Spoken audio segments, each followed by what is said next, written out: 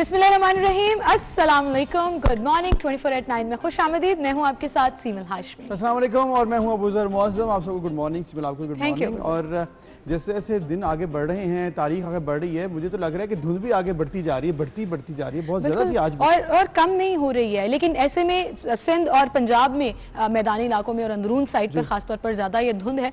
लेकिन अगर हम बिग सिटीज़ की बात करें तो उसमें महकमा माहौलियात ये भी कह रहा है कि इस फॉग के साथ हेज़ भी शामिल है, स्मॉग भी शामिल है, जिसका मतलब कि आपके एनवायरनमेंट में पोल्यूशन है वो भी इसके अंदर इंक्लूडेड है। इसी वजह से जो इंडेक्स है एयर क्वालिटी का वो भी हाई आता है। बट शदीद सर्दी जो है वो आपके खैबर पख्तूनख्वा के तमाम पहाड़ी इलाकों में, कश्मीर में और गिलगित बल्तिस्तान में महसूस की जा रही है। बिल्कुल, वहाँ पर तो सर्दी है, बर्फबारी भी हुई है, लेकिन जो सिचुएशन लाहौर में है खुसूसन, जहाँ पर धुंध बहुत ज़्यादा और फिर इंडेक्स क्वालिटी का आपने जिक्र किया है, इसमें भी लाहौर टॉप 5 में है। तो इसका मतलब है कि एक तरीकाकार है, अगर आप इसको फॉग समझ रहे हैं, स्मॉग समझ रहे हैं, तो फिर एहतियात अगर कर लें, अगर आप मास्क पहन के घर से निकलें तो अगर कुछ प्रॉब्लम हो सकती है उससे आप एटलीस्ट बच जाएंगे, क्योंकि इंजॉय तो आप कर सकते हैं, लेकिन अगर इसको बीमार अगर आप हो जाएं तो फिर ज़्यादा मसला हो जाता है। आपने लाहौर की बात की तो मैं कराची की बात करूंगी, जहां पर दर्जा हरारत 18 डिग्री सेंटीग्रेड है और हवा चल रही है। तो मौसम वहां भी खुशगवार है, लेकिन जाहिर है वहां धुंध तो नहीं है, लेकिन मौसम बेहतर है। लेकिन दिन के औकात में दर्जा हरारत 30 के अराउंड अभी कहा जा रहा है आज के लिए कि 33 तक जाने के इम्कान है। तो मौसम ठीक है, अच्छा है, बुरा नहीं है। लेकिन इसी के साथ साथ आज जो सियासत का मौसम है वो भी मैदान सज चुका है जी। पंजाब के 2 हल्के और KPK के 2 हल्के, जहां पर आज बाई इलेक्शंस होने जा रहे हैं और पोलिंग का अमल जो है वो शुरू हो चुका है। बिल्कुल, अब वहां पर कौन उम्मीदवार आज जीता है, शाम 5 बजे तक पोलिंग का वक्त है, इस पर भी हम बात करेंगे। बड़ा इंपॉर्टेंट ये इलेक्शंस होते हैं, बाई इलेक्शंस, क्योंकि ये बताते हैं कि अभी इस वक्त सिचुएशन जो करंट गवर्नमेंट की है वो कैसी चल रही है। लोग रिफ्लेक्ट कर रहे हैं, क्या वही जो कि 2018 के इलेक्शन में किया था या फिर लोगों ने कुछ चेंज किया है अपना माइंड, वो आज मालूम जैसे सिंध में हमने कंपैरिजन किया। बहरहाल इस पर भी बात करेंगे और सेनेट की जो सदारती रेफरेंस की समाज चल रही है उस पर भी बात होगी, और उसके साथ साथ जो है वो और भी बहुत सी अपडेट्स हैं जो आपको देनी है। फिलहाल चलते हैं टॉप स्टोरीज की तरफ।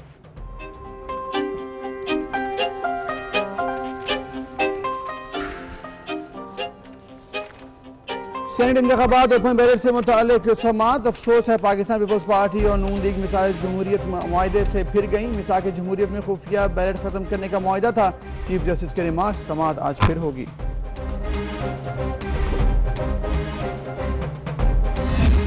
पंजाब और खैबर पख्तूनख्वा में कौमी और सूबाई असम्बलियों के 4 हल्कों पर ज़िमनी इंतखाबात। पंजाब में हल्का NA 75 डिस्का PP 51 वजीराबाद, जबकि खैबर पख्तूनख्वा में NA 45 करम और PK 63 नौशहरा 3 में कांटे का मुकाबला।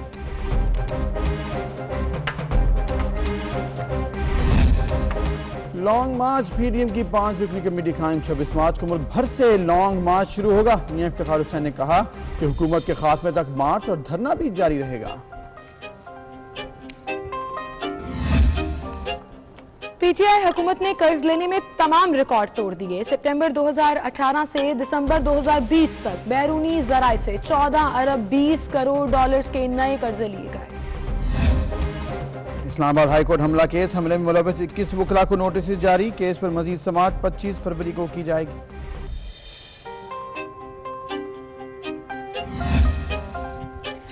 सबसे बड़ा मेला कल सजेगा, रंगारंग तकरीब होगी टर्की में।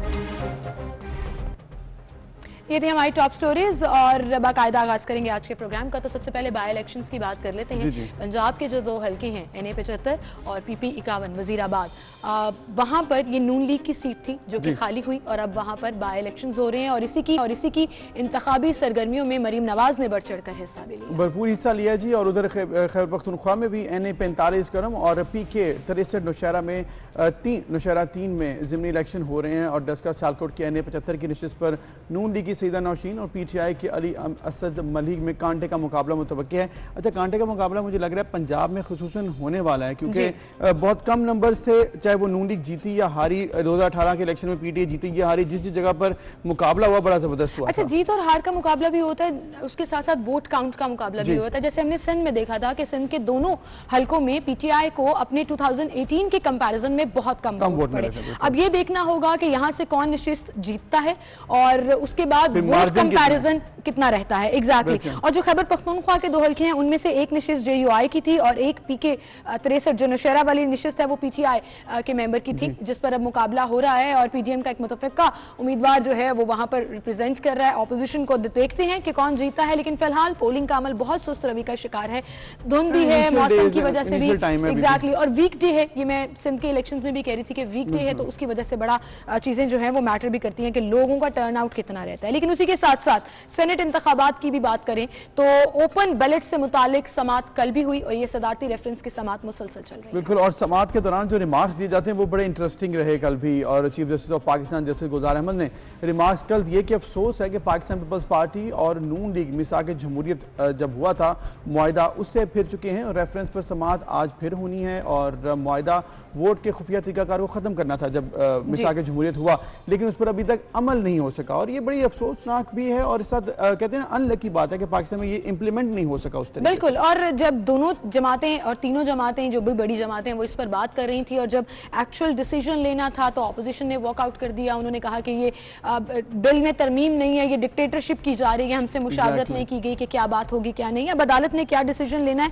ये तो अब उनकी समात के दौरान और जब डिसीजन फाइनल आएगा तभी सामने आएगी। लेकिन इसके साथ साथ ज़ाब्ता अखलाक जो है वो जारी कर रही है। अब एक और नया तरीकेकार जो है वो इलेक्शन कमीशन ने अपना लिया है और वो ये है कि हल्फ लिया जाएगा मेंबर से। उनसे कहा जाएगा हाथ उठाएं, कसम खाएं कि आप ना वोटों की खरीदो फरोख्त में मुलव्वस होंगे, पैसों का लेन देन नहीं करेंगे। हाँ, पार्टी के खिलाफ अगर आप वोट दे रहे हैं तो उस पर आप जो है ना वो किसी भी कानून के हक में नहीं आते और एफिडेविट पर साइन करा लेंगे और मेक श्योर हो जाएगा कि वो अपनी जमीर की आवाज सुनते हुए वोट देंगे। हल्फ तो बड़ी जगह पे लिया जाता है, हल्फ तो यहाँ पर हल्फ पहले भी लिया जाता था, ठीक है ना। बहरहाल इस पर हम बात करेंगे। हमारे साथ सीनियर तज्जियाकार सलमान आबिद साहब मौजूद हैं। अस्सलाम आबिद साहब, गुड मॉर्निंग। गुड मॉर्निंग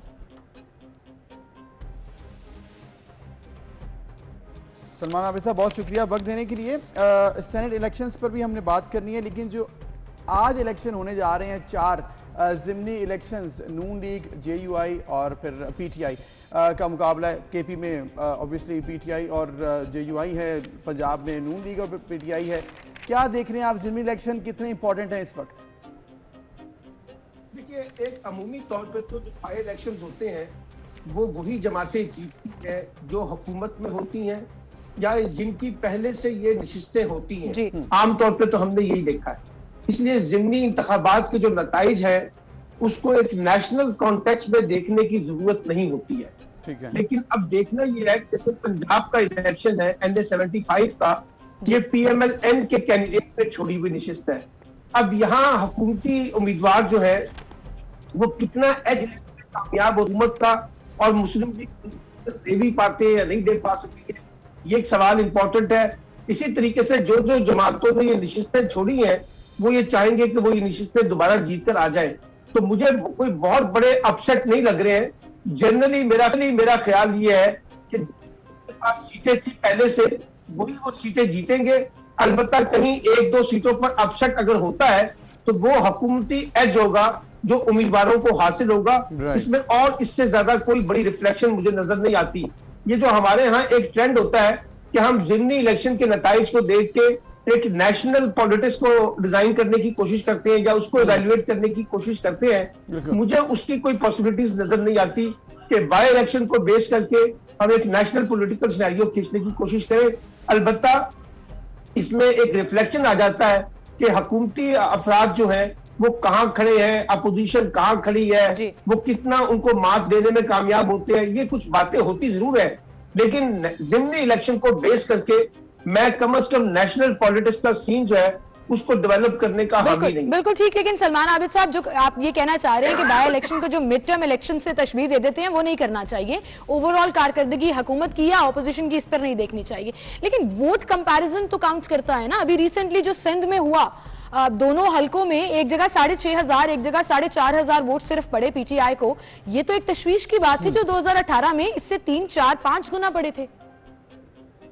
देखिए, बात यह है कि इलेक्शन का मूड होता है ना वो बिल्कुल डिफरेंट होता है। लेकिन जिस वक्त बाई इलेक्शंस होते हैं तो जो वोटर होता है ना उसे पता होता है कि रूलिंग पार्टी कौन सी है। यानी सिंध में अगर पीपल्स पार्टी रूलिंग पार्टी है तो बाई इलेक्शन के नताइज जो है वो पीपल्स पार्टी के हक में ज्यादा जाएंगे। इसी तरीके से आप यहाँ का भी देखिएगा कि जो वोट कैंडिडेट ने पिछले जनरल इलेक्शन में हासिल किए हैं वो आपको बाई इलेक्शंस में जीतने वाले उम्मीदवार की रिफ्लेक्शन डिफरेंट होगी। तो ये भी एक फर्क होता है कि वोटर जो होता है उसको पता होता है कि जो बाई इलेक्शन है वो हुकूमत का है और हुकूमत के लोग ही जीत कर हमारे लिए रास्ता खोल सकते हैं। इस वजह से वो आपको बहुत ज्यादा डिफरेंस नजर आता है जो हम बाई इलेक्शन के नतीजे में देखने की कोशिश करते हैं। और ये कोई पहली दफा नहीं हुआ। अगर आप इलेक्टोरियल हिस्ट्री देखें तो आपको लगेगा कि बाई इलेक्शन में हुकूमती कैंडिडेट जो होते हैं उनके वोटों की तादाद आपकी बातों से ऐसा लग रहा है कि से बहुत ज्यादा जी, फिर आपकी बातों से ऐसा लग रहा है क्योंकि पंजाब में पाकिस्तान तहरीक इंसाफ की हुकूमत है तो इन दोनों सीटों पर जो नून लीग की सीटें हैं पीटीआई को बहरहाल वाजिया बरतरी हो सकती है क्योंकि इंक्लाइन करता है ना वोटर टुवर्ड्स रूलिंग पार्टी, ये आपने कहा। लेकिन अब इंक्लाइंड हमारे मेंबर्स किस तरफ करते हैं सेनेट इलेक्शन में, अबूजर, वो बड़ा मैटर बहुत ज्यादा इंपॉर्टेंट है क्योंकि सेनेट इलेक्शंस के हवाले से जो कि 3 मार्च को होने जा रहे हैं और उस पर बहुत बहस हो रही है आम हलकों में भी और इसके साथ इस वक्त सुप्रीम कोर्ट में भी, क्योंकि वहां पर भी इस वक्त रिमार्क्स भी बड़े इंटरेस्टिंग आए। क्या हो सकता है, क्या डोमेन है, क्योंकि कल ये भी कहा गया कि सुप्रीम कोर्ट का जो रोल है वो सिर्फ एडवाइजरी हद तक है, वक्त क्या इतना है। इस तमाम सूरत पर हम बात करेंगे। साबिक attorney general of Pakistan Irfan Qadir साहब भी हमारे साथ मौजूद हैं, उनसे हम बात करते हैं। अस्सलाम वालेकुम इरफान कादिर साहब। जी वालेकुम सलाम सर, बहुत शुक्रिया वक्त देने के लिए। सेनेट इलेक्शंस के हवाले से गुफ्तगू में जिस तरह से इस वक्त डिस्कस हो रहा है कि सुप्रीम कोर्ट में भी ये मामला है, आपको क्या लगता है कि जो डोमेन है सुप्रीम कोर्ट की एडवाइजरी हद तक, कल कहा गया कि सिर्फ है, इतना वक्त है कि एडवाइजरी हद तक कोई रिमार्क्स दिए जाएं या कोई ऑर्डर पास हो और उसके बाद फिर तरमीम हो सके? 3 मार्च को इलेक्शन होने जा रहा है। ऑब्वियसली अगर उनसे एक एडवाइस ली गई है तो उनको अपनी जो एडवाइजरी ज्यूरिसडिक्शन है उसमें अपने जो व्यूज हैं, राय है, वो सरकार को भेजनी पड़ेगी, क्योंकि सरकार पाबंद नहीं है उसको फॉलो करने की। और उससे एक मुख्तसर सा सवाल उनके सामने रखा गया और वो आर्टिकल 226 की निस्बत रखा गया है कि आर्टिकल 226 पे तरमीम की ज़रूरत है या कानून में तरमीम की ज़रूरत है अगर आप सीक्रेसी ऑफ बैलेट में कोई लचक पैदा करें। तो ये उनके सामने सवाल रखा गया है। लेकिन जो सवालात अब तक उन्होंने पूछे हैं मुख्तलिफ लोगों से, एडवोकेट जनरल से, अटॉर्नी जनरल साहब जिस तरह एड्रेस कर रहे हैं और जो इलेक्शन कमीशन से सवालात पूछे हैं, वो तो सवालात जो उनका बिलवास्ता ताल्लुक जो है इस चीज़ से नहीं है, क्योंकि वो करप्ट प्रैक्टिसेस वगैरह के बारे में ज़्यादा सवाल कर रहे हैं और वो इस तरह इम्प्रेशन दे रहे हैं कि क्योंकि करप्ट प्रैक्टिस हो जाती है इसलिए हमें चाहिए कि हम इस पे कोई इस तरह की कानून साजी कर दें या कोई रास्ता निकाल लें जी। तो वो रास्ता तो सिर्फ आईनी तरमीम से निकलेगा ना, और तो कोई रास्ता नहीं है। तो फिर दूसरी बात यह है कि जहाँ पे 3-4 करप्ट लोगों की वीडियो सामने आई है वहाँ पे मेजॉरिटी जो सेनेटर्स है उनके खिलाफ तो इस तरह की एलिगेशन नहीं है। और सीक्रेसी ऑफ बैलेट जो है वो तो किसी भी जमहूरी निज़ाम का दुनिया में उसका ये बड़ा बेसिक फीचर है। अगर यही आप उनसे छीन ले सीक्रेसी ऑफ बैलेट की जो सैंक्टिटी है इसको खत्म कर दें तो वो तो जमहूरियत ही गुलाम से नीचे गिर पड़ती है। वो तो सबसे बेसिक इंग्रेडिएंट है दुनिया में, सारी दुनिया में जमहूरियत पर। पाकिस्तान भी तो पार्लियामेंट्री डेमोक्रेसी की फॉर्म ऑफ गवर्नमेंट है यहाँ पे।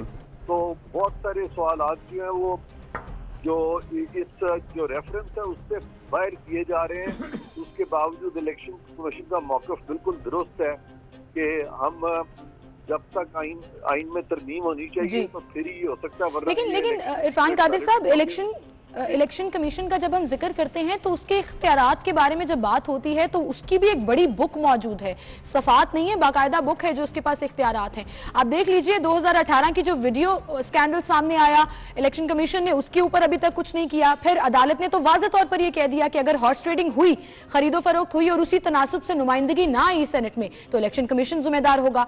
उसके जवाब में इलेक्शन कमीशन ने यह कहा हम एफिडेविट साइन करा लेंगे, हम हल्फ ले लेंगे और हम मॉरल ग्राउंड्स पर अपनी तमाम जो रिक्वायरमेंट्स है वो पूरा कर लेंगे कि वो खरीदो फरोख्त ना हो, पैसे का लेन देन ना हो। देखें, अदालतों में खुद लाखों मुकदमात पेंडिंग है जिनके फैसले नहीं हो रहे। उसका मतलब ये तो नहीं है कि इलेक्शन कमीशन जो है अदालत से एफिडेविट मांगना शुरू कर दे या अदालत के फैसले खुद करना शुरू कर दे। ना तो सुप्रीम कोर्ट इलेक्शन कमीशन में मुदाखलत कर सकती है कि इलेक्शन किस तरह होने चाहिए, किस तरह नहीं होने चाहिए। ना सुप्रीम कोर्ट की एफिडेविट मांग सकती है, ना इलेक्शन कमीशन को जरूरत है कि उनको की एफिडेविट दे। चीफ इलेक्शन कमिश्नर किसी सुप्रीम कोर्ट जज के मतहत थोड़ा ही है। और ये तो बल्कि चीफ जस्टिस ऑफ पाकिस्तान इस चीज को जानते हैं और इसीलिए उन्होंने कहा कि हमने जाती हैसियत में बुलाया भाई जाती हैसियत में अगर आप चीफ इलेक्शन कमिश्नर को बुला रहे हैं, कल को चीफ इलेक्शन कमिश्नर भी आपको बुला लेगा कि मैं चीफ जस्टिस ऑफ पाकिस्तान को जाती हैसियत में बुलाता हूँ। तो ये इस तरीके से एक दूसरे को बुलाना और अदारों की जो इंडिपेंडेंस है उसको यानी हैम्पर करना, उसमें ऑब्स्टिकल्स प्लेस करने, मैं समझता हूँ कि हमारे जितने भी इदारे हैं उनको अपनी अपनी डोमेन में रहना चाहिए, दूसरों में मुदाखलत नहीं करनी चाहिए, अपने काम करने चाहिए। उनको अगर लिमिटेड क्वेश्चन सरकार ने दिया है 186 एडवाइजरी ज्यूरिसडिक्शन में, उसका जवाब दें और बात खत्म करें। बिल्कुल सारा पाकिस्तान जो है इस वक्त वो उनको बुला रहे हैं, उनसे पूछ रहे हैं और ऐसी बातें पूछ रहे हैं जिसका के ताल्लुक आर्टिकल 226 से है ही नहीं। बिल्कुल राइट। इरफान कादिर साहब आप हमारे साथ ही मौजूद रहिएगा। सलमान आबिद साहब भी हमारे साथ हैं, सीनियर तजिया कार, उनसे हम बात करते हैं। सलमान आबिद साहब, जिस तरह इरफान कादिर साहब ने कहा कि इदारे हैं, हर एक का काम है, वो उसी को करे तो बेहतर है। अब ये जो मामला है तरमीम का या फिर कानून में तब्दीली का, ये पार्लियामेंट में हो जाता तो बेहतर था, लेकिन अब वक्त बहुत कम रह गया है। आज भी असम्बली में बिल पास होना है और उसमें भी यही बात की जानी है, दोबारा बिल मतलब पेश किया जाना है। आपको लग रहा है कि अब वक्त नहीं है और अब जो जिस तरह से चल रहा था उसी तरह चलेगा या फिर कुछ चेंजेस आ सकती एक्सपेक्ट कर रहे हैं आप आइंदा 2 से 3 दिनों में? देखिए, बदकिस्मती ये है कि पाकिस्तान की सियासत और जमहूरियत को जो फैसले सियासी बुनियादों पर और पार्लियामेंट में करने चाहिए, वहां तो हम ढींगा मुश्ती और महाजराई की सियासत में उलझे रहते हैं। यानी जो काम पार्लियामेंट में होना चाहिए था वो हमने किया नहीं है। हुकूमत और अपोजिशन दोनों इस जिम्मेदारी में नाकाम रहे हैं। अब होता यह है कि हुकूमतें फिर अमूमी तौर पे जो काम पार्लियामेंट में नहीं होता उसको उठा के कोर्टों में ले जाती हैं, अदालतों पे बंदूक रख के जो है ना चलाने की कोशिश की जाती है। तो ये मामला तो बुनियादी तौर पे सियासी जमातों की नाकामी का भी है ना। यानी चीफ जस्टिस ने ठीक कहा है कि जब चार्टर ऑफ डेमोक्रेसी में दोनों जमातों ने, PMLN ने, पीपल्स पार्टी ने, PTI ने, सब ने इत्तेफाक किया था कि हम ओपन बैलेट के जरिए कानून साजी करेंगे, अब उन्होंने नहीं किया। अच्छा, अब ये बात बिल्कुल ठीक है इरफान कादिर साहब की कि ये एक कॉन्स्टिट्यूशनल मसला है, अब इसके लिए पार्लियामेंट को अमेंड करना पड़ेगा। इसलिए मेरा ख्याल है कि जो ज्यादा गुफ्तगू हो रही है ना, वो इलेक्शन कमीशन को पाबंद करने की हो रही है कि इलेक्शन कमीशन कुछ इस बात को इंश्योर करे कि ये जो मैल प्रैक्टिसेस है वो ना हो। अच्छा, ये कह देना बहुत आसान होता है कि जी 1 या 2 या 3 अरकान है।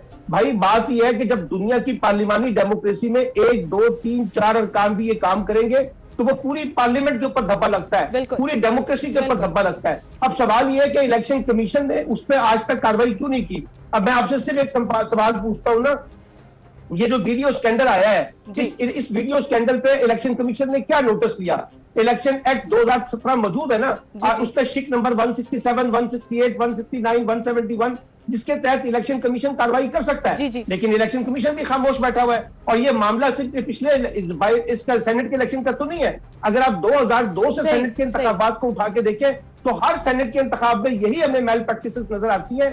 ना सियासी जमातों ने अपने अंदर से कोई अकाउंटेबिलिटी पैदा की, ना डेमोक्रेटिक वैल्यूज को स्ट्रेंथन किया। बिल्कुल सही सलमान आबिद साहब, आपकी बात बिल्कुल दुरुस्त है कि जो सवाल उठ रहे हैं ना, इलेक्शन कमीशन को आज खुद नोटिस भी ले लेना चाहिए। और ये सवाल जब से ये वीडियो स्कैंडल आए हैं उठ ही रहे हैं, लेकिन इलेक्शन कमीशन जराये के मुताबिक कहा जाता है कि वो विफाकी हुकूमत का इंतजार कर रही है कि वो दरख्वास्त दे और फिर उसके ऊपर कार्रवाई हो।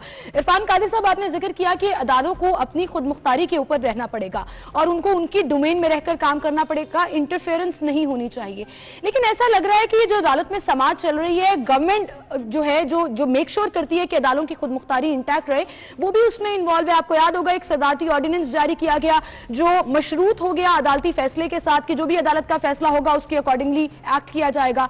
कॉन्स्टिट्यूशनल चेंजेस और तरमीम की बात की जाती है, लेकिन फिर इस हुकूमत में हमने इतने ऑर्डिनेंस भी देखे हैं कि पॉसिबिलिटी नहीं है उनके लिए या बिल पास कराना या कॉन्स्टिट्यूशनल तरमीम कराना, तो वो ऑर्डिनेंस ले आते हैं। इस पूरे सिनेरियो में फिर क्वेश्चन मार्क तो लग जाता है हर इदारे के ऊपर, चाहे वो पार्लियामेंट है चाहे इलेक्शन कमीशन है।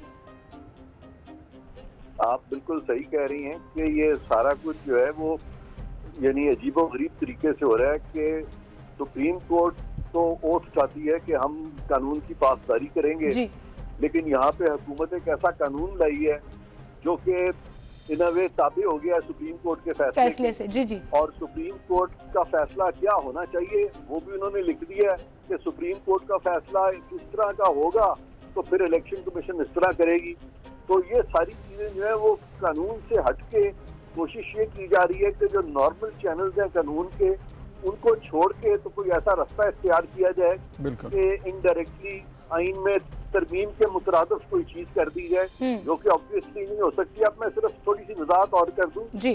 सलमान आबिद साहब ने अभी चंद बातें की हैं जिनसे कि मैं बिल्कुल मुत्तफिक हूँ, वो ठीक कह रहे हैं, लेकिन मैं उसमें सिर्फ ये ऐड करना चाहूंगा कि इलेक्शन कमीशन ने अगर कुछ मामला जो है वो ये बैड प्रैक्टिस के अगर फॉर एग्जांपल नहीं भी देखे, खास तौर पे ये वीडियो की निस्बत से, तो वीडियो की निस्बत पे जो चीजें सामने आई हैं वो तो बिल्कुल क्राइम है। उसके लिए तो आपके क्रिमिनल कोड में भी ऑफेंसेस हैं, उसमें नैब के भी ऑफेंसेस हैं, उसमें FIA को भी एक्टिवेट किया जा सकता है।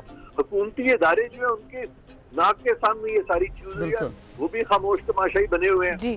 तो इन हालात में मेरा मतलब है कि, और वीडियो तो अभी मंजर आम पे है, ये ना अभी ज्यादा शोर मचा है जबकि वो सुप्रीम कोर्ट उससे बहुत मुतासिर हुई है। तो ये सारी चीजें जो है हम हर कोई एक, और सर वीडियो है भी पुरानी, वीडियो तो है भी पुरानी, वीडियो है भी पुरानी, लेकिन बात उसकी अब हो रही है, सबको मालूम भी था ये, इस बारे में गुफ्तगू पहले भी हो चुकी है। जी बिल्कुल बिल्कुल ठीक कह रहे हैं आप। तो ये it is all unfortunate. I think कि हम लोगों को एक दूसरे के अपने अपने काम करने चाहिए बजाय इसके कि दूसरों को बुला के तो वाज़ नसीहत शुरू कर दें। बिल्कुल सही, बिल्कुल सही। सलमान आबिद साहब, जाते जाते इरफान कादरी साहब की बात को ही कंटिन्यू रखते हुए आपसे एक सवाल छोटा सा, कि जिस तरह हम बात करें कि ऑर्डिनेंस लाने में ये हुकूमत बड़ी तेज होती है, लेकिन क्या ये पॉसिबिलिटी है कि आप आइन में तरमीम भी ऑर्डिनेंस के जरिए ले आए? ये माजी में तो कभी नहीं देखा गया।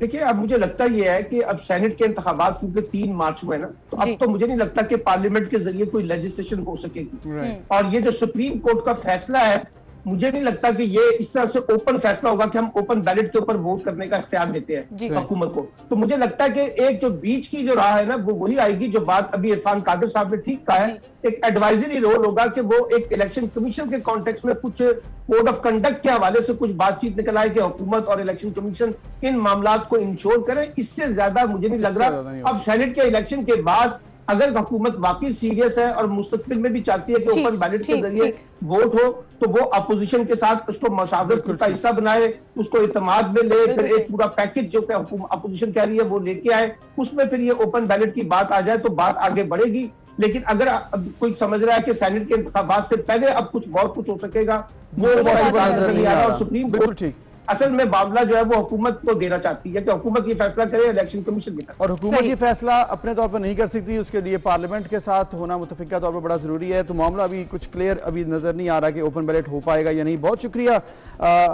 सलमान आबिद साहब और इरफान कादर साहब आपका, जो आपने हमें राय दी और अपने गुफ्तगू में बताना जो हालात हैं। अभी लग रहा है कि अभी हमें उसी तरह से इलेक्शन होंगे जैसे होते रहे हैं, एडवाइजरी आएगी कि ऐसा नहीं होना चाहिए। कोड ऑफ कंडक्ट तो ऑलरेडी इलेक्शन कमीशन ने कह दिया ना, एफिडेविट पे साइन करें, आप भी यहाँ पर साइन करें कि आज के बाद हम ये नहीं करेंगे, उसके बाद आप करते रहे, वो सिग्नेचर कहाँ मैटर करते हैं इनके लिए, और ये हल तो चलता रहता है। एग्जैक्टली, लेकिन पॉइंट सिर्फ इतना सा है कि ये जो पूरा एक सिनेरियो क्रिएट हुआ, nothing is gonna come out of it. But Salman Abid साहब की एक बात बड़ी इंपॉर्टेंट है कि इफ यू आर सीरियस, आप एक्चुअली सिस्टम में तब्दीली करना चाहते हैं, तो फ्यूचर कॉन्टेक्स्ट में आप रिफॉर्म्स ले आइए, बहस कीजिए, चाहे कितने सेशंस उसमें गुजर जाएं, और फिर तरमीम ले आइए। अगले सेनेट के इलेक्शन ओपन बैलेट के जरिए हो जाएंगे, या because that's the only way ना, पार्लियामेंट में ही इसको सॉर्ट आउट करना पड़ेगा। 2018 में भी यही बात हुई थी, सेनेट इलेक्शन जो अगले होंगे वो इतनी सीरियस नौयत की नहीं थी।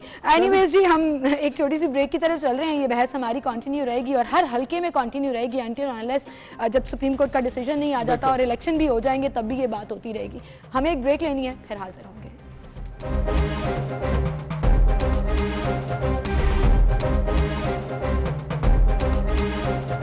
जी, इसके साथ साथ हम अब बात कर लेते हैं, एक रंगारंग तकरीब होने जा रही है पाकिस्तान में, कल से शुरू हो रही है, और इसका इफ्तितामी मैच कराची किंग्स और क्वेटा ग्लैडिएटर्स के दरमियान होगा। मैं बात कर रही हूँ PSL 6 की, जिसकी इफ्तिताही तकरीब जो है वो टर्की में होने जा रही है। टर्की में हो रही है क्योंकि वहाँ पर SOPs की हवाले से भी ज़रूरी था कि इवेंट कराना है, और फिर टर्की हुकूमत का भी शुक्रिया कि उन्होंने इजाज़त दी है। बड़ा ज़बरदस्त मैच होने जा रहा है जी। मुझे लग रहा है कि पाकिस्तान के लिए बड़ा ज़बरदस्त है कि PSL की जो 6th ये सीज़न चैंपियन है, इसकी कामयाबी में पाकिस्तानी अवाम का बहुत बड़ा रोल है कि जिस तरह उन्होंने पसंद किया, वेलकम किया। और जब गुफ्तगू होती है ट्विटर पर, ट्रेंड्स बन जाते हैं, जो सा मैच होता है उस पर गुफ्तगू होती है। तो इस साल भी इंशाल्लाह यही होगा, इस साल ट्रांसमिशंस भी होंगी इंशाल्लाह पाकिस्तान के तमाम टीवी चैनल्स में। और नहीं, वो आप पीएसएल तराने वाला लफ्ज यूज करें ना कि पीएसएल का ग्रूव अब पूरी दुनिया देखेगी, तो ये एक मजे का जो चीज है इसमें। और हाई वोल्टेज इवेंट होगा ये, जिसकी तैयारियां तो मुकम्मल कर ही गई हैं और शूटिंग पाकिस्तान के अलावा टर्की में भी की गई है, जिसमें गुलकार आतिफ असलम जो है वो परफॉर्म कर रहे हैं। बिल्कुल। और इसके अलावा दफाई चैंपियन कराची किंग्स और क्वेटा ग्लैडिएटर्स के इफ्तिताही मैच का वक्त जो है वो थोड़ा तब्दील किया गया, रात 8 बजे कर दिया गया। पहले शाम को 6 बजे के अराउंड टाइम था, लेकिन अब वो सोचा गया कि 8 से 11 का टाइम हो जाए, ताकि लोग आसानी से अपने जो ऑफिस टाइम है उसके बाद बैठकर आराम से मैच देखें, क्योंकि ये भी बड़ा इस टाइम जरूरी है कि सब बैठकर मैच देखें। टीवी पर ज्यादा लोग देखेंगे तो टीवी पर ट्रांसमिशंस भी जो हैं वो भी चलती रहेंगी, बिल्कुल। अच्छा, सोशल मीडिया के ऊपर प्लेयर्स के दरमियान भी कुछ ऐसे कमेंट्स पास होते हैं जिसके बाद जो है वो ये सोचा जाता है कि शायद उनमें कुछ नाराजगी हो गई है, कोई ऐसी तलब कलामी हो गई है। और पिछले दिनों हमने देखा कि क्वेटा ग्लैडिएटर्स के कप्तान सरफराज अहमद और मोहम्मद हफीज के दरमियान कुछ ऐसे कमेंट्स का तबादला हुआ जिस पर लोग ये कह रहे थे कि आपस में एक दूसरे से थोड़ी नाराजगी का इजहार किया गया। तो सरफराज अहमद ने अब ये क्लियर कर दिया, उन्होंने कहा कि हफीज उनके बड़े हैं और उनकी वो बहुत इज्जत करते हैं, तो ऐसी कोई बात नहीं है जो सोशल मीडिया पर फैली। बिल्कुल, देखिए आप एक दूसरे को कमेंट करना या जवाब देने से अगर कोई ये कह ले जी लड़ाई हो गई है, तो वो तो नहीं होना चाहिए। डिस्कशन कर रहे हैं, अगर वो अपनी राय दे रहे हैं तो राय हमेशा लड़ाई तो नहीं होती है मेरे ख्याल में। बिल्कुल। उन्होंने असल में मोहम्मद हफीज ने कहा था कि हमारे बेस्ट विकेट कीपर जो है वो मोहम्मद रिजवान है, और उसके ऊपर सरफराज अहमद साहब ने जवाब दिया था। लेकिन उन्होंने सरफराज अहमद ने यह भी कहा कि रिजवान से कोई मुकाबला नहीं है, एक अच्छे नया टैलेंट जो है वो टीम का हिस्सा बना है, अच्छा परफॉर्म कर रहे हैं, तो उनकी तो तारीफ बनती ही है। इस पर हम बात करेंगे और हमें ज्वाइन किया है स्पोर्ट्स एनालिस्ट अब्दुल सत्तार हाशमी साहब ने, और तो उनसे भी हम बात करेंगे। लेकिन अभी चूंकि हम जिक्र कर रहे हैं ट्रांसमिशन चूंकि होनी है, और हमारे 24 न्यूज़ पर भी बड़ी ज़बरदस्त ट्रांसमिशन होगी पीएसएल की, और उसमें जो हिस्सा डालेंगे, बड़ा एक्टिव हिस्सा डालेंगे, तौफीक उमर साहब हमारे हिस्सा भी बनने जा रहे हैं पीएसएल में, खुसूसन 24 न्यूज़ की ट्रांसमिशन में। कल से ही शुरू हो रही है, लेकिन आज हम उनसे बात करेंगे, उनको वेलकम भी करते हैं। अस्सलाम वालेकुम तौफीक उमर साहब। अस्सलाम वालेकुम जी। Sir thank you so much, good morning to you. And आप पीएसएल की पूरी ट्रांसमिशन में आप सिटी न्यूज़ नेटवर्क का हिस्सा बन गए हैं। 24 न्यूज़ में आपके तबसरे, तज्जिए और मैच की पूरी ओवरऑल जो परफॉर्मेंसेज रहेंगी उस पर बात होगी। कैसा लग रहा है आपको पीएसएल 6 शुरू होने जा रहा है? बिल्कुल जी, बहुत ही ज़बरदस्त। मतलब यहाँ पाकिस्तान में पूरा पीएसएल जो है, पिछला भी पूरा पीएसएल पाकिस्तान में हुआ और इस दफ़ा भी ये पाकिस्तान में ही होने जा रहा है।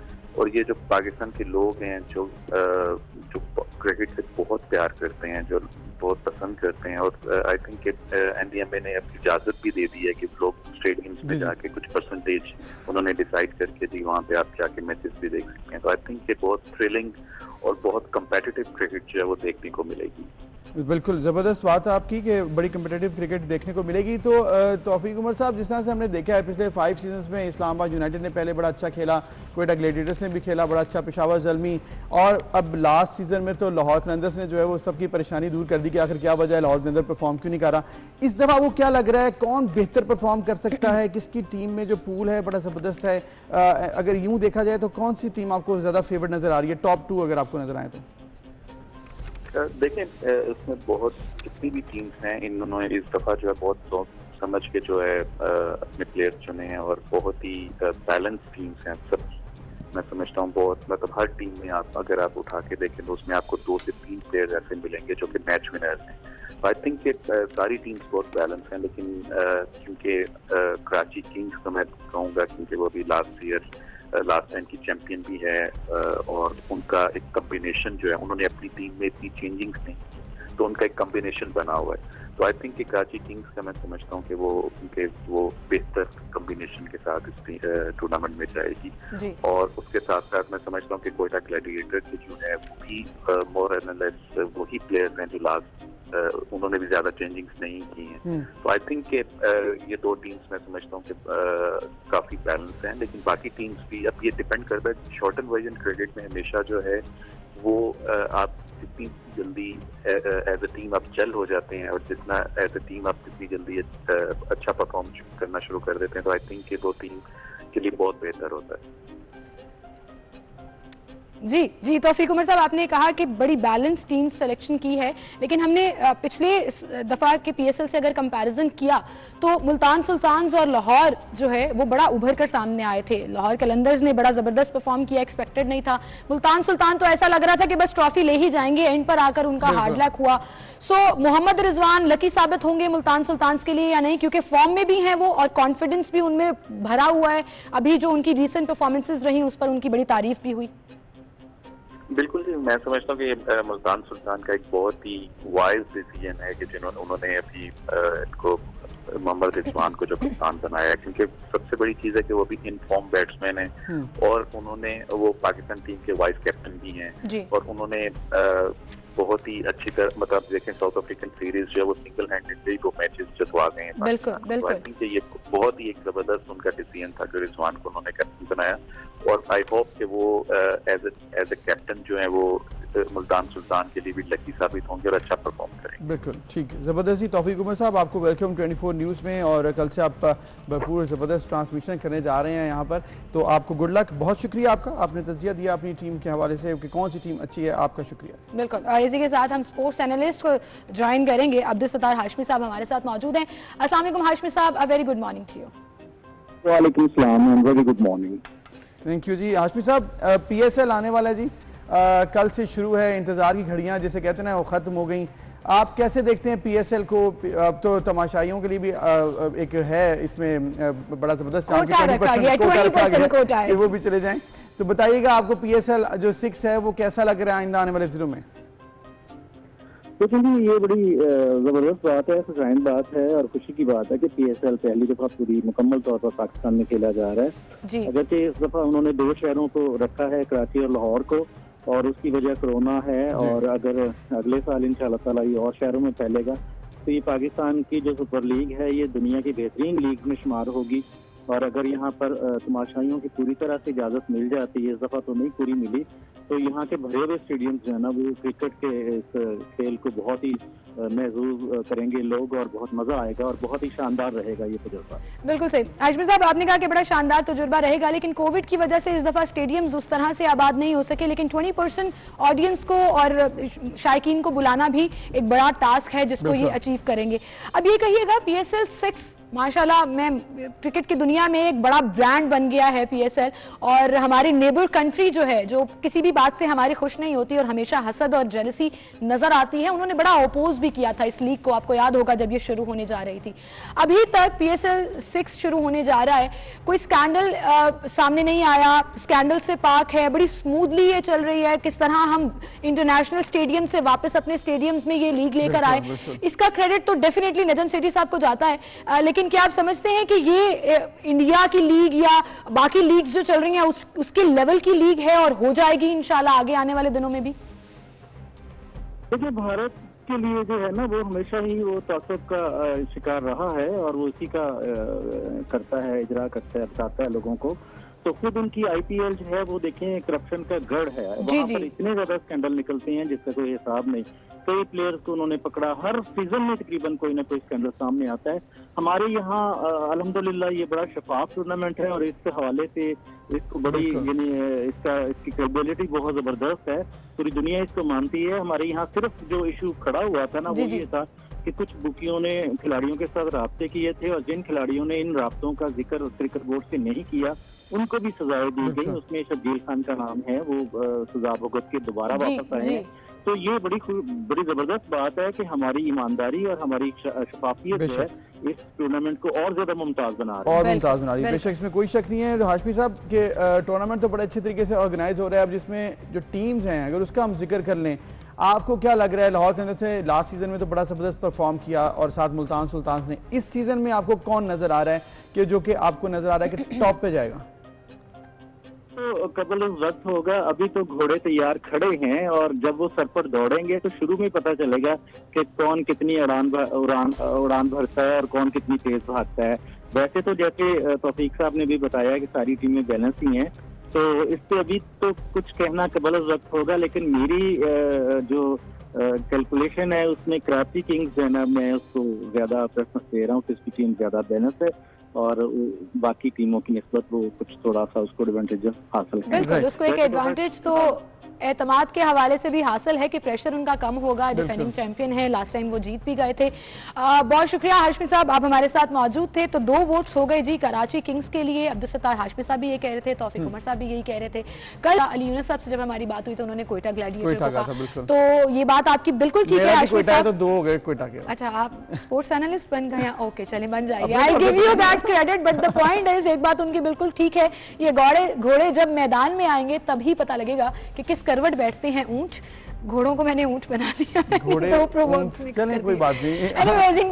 ज्यादा एक्साइटेड हैं पीएसएल के लिए शायद। मैं बहुत ज्यादा एक्साइटेड हूँ, मुझे क्रिकेट देखने का और उस तरह से बात करने का ना मजा भी आना शुरू हो गया एक्साइटिंग। और मेरे ख्याल से ये वो पूरी एक्साइटमेंट है जो इन द एयर महसूस की जा रही है। बिल्कुल। इसके साथ साथ एक और खबर जो कि हम आपके साथ शेयर करें, बड़ा अफसोस हुआ कल, क्योंकि दिल नहीं मानता था, यही दुआ थी कि मिल जाएं अली सदपारा पाकिस्तान के हीरो, लेकिन अब ऑफिशियली अनाउंस हो चुकी है उनकी डेथ। पाकिस्तानी कोहपेमा अली सदपारा जो कि K2 को जब गए सर करने तो वहाँ पर टॉप पर गए लेकिन वापसी पे जो है ये नहीं मिल पाए। उनके साथ टीम थी 2 और चिली और एक और कंट्री के उनके जो दोस्त थे वो भी नहीं आए। तो फिर अब हम उनके लिए दुआ करते हैं। उनके बेटे ने बाकायदा उनकी मौत की तस्दीक करते हुए कहा कि अल्लाह उनके वालिद को जन्नत नसीब करे, आमीन। और स्कर्दू में जमेरात को सूबाई वज़ीर सियाहत राजा नासिर के हमरा अली सदपारा के बेटे ने प्रेस कॉन्फ्रेंस भी की और साजिद सदपारा ने यह कहा कि K2 ने अली सदपारा को अपनी आगोश में ले लिया है।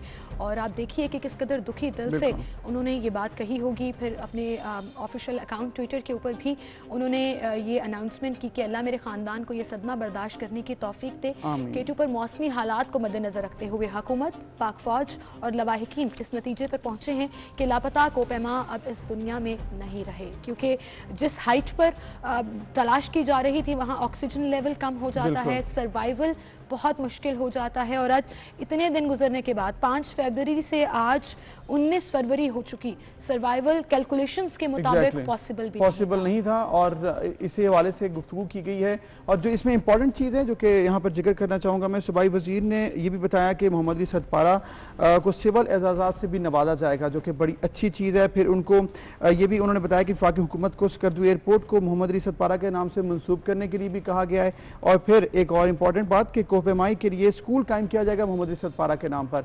ये चीज़ें होती हैं जो कि अपने कौम के हीरो जो होते हैं उन्हें याद करने के लिए बड़ा ज़रूरी होती हैं। आप गुफ्तगू करते हैं, आप फिर उसके बाद उनकी गुफ्तगू के बाद टॉपिक कोई और आ जाता है, भूल जाते हैं लोग। इस तरह के जो इक़दाम होते हैं उनसे लोग भूलते नहीं। लेकिन पाकिस्तानी कौम ने भी बहुत खिराज तहसीन पेश किया और सोशल मीडिया के ऊपर कल ये मुसलसल टॉप ट्रेंड देखा जा रहा था और लोग जो हैं वो अली सदपारा से मोहब्बत का इजहार कर रहे थे, उनके लिए, उनकी मग़फ़िरत के लिए दुआएं कर रहे थे और उनकी तारीफ़ कर रहे थे कि हम अपने हीरोज़ को भूलेंगे नहीं।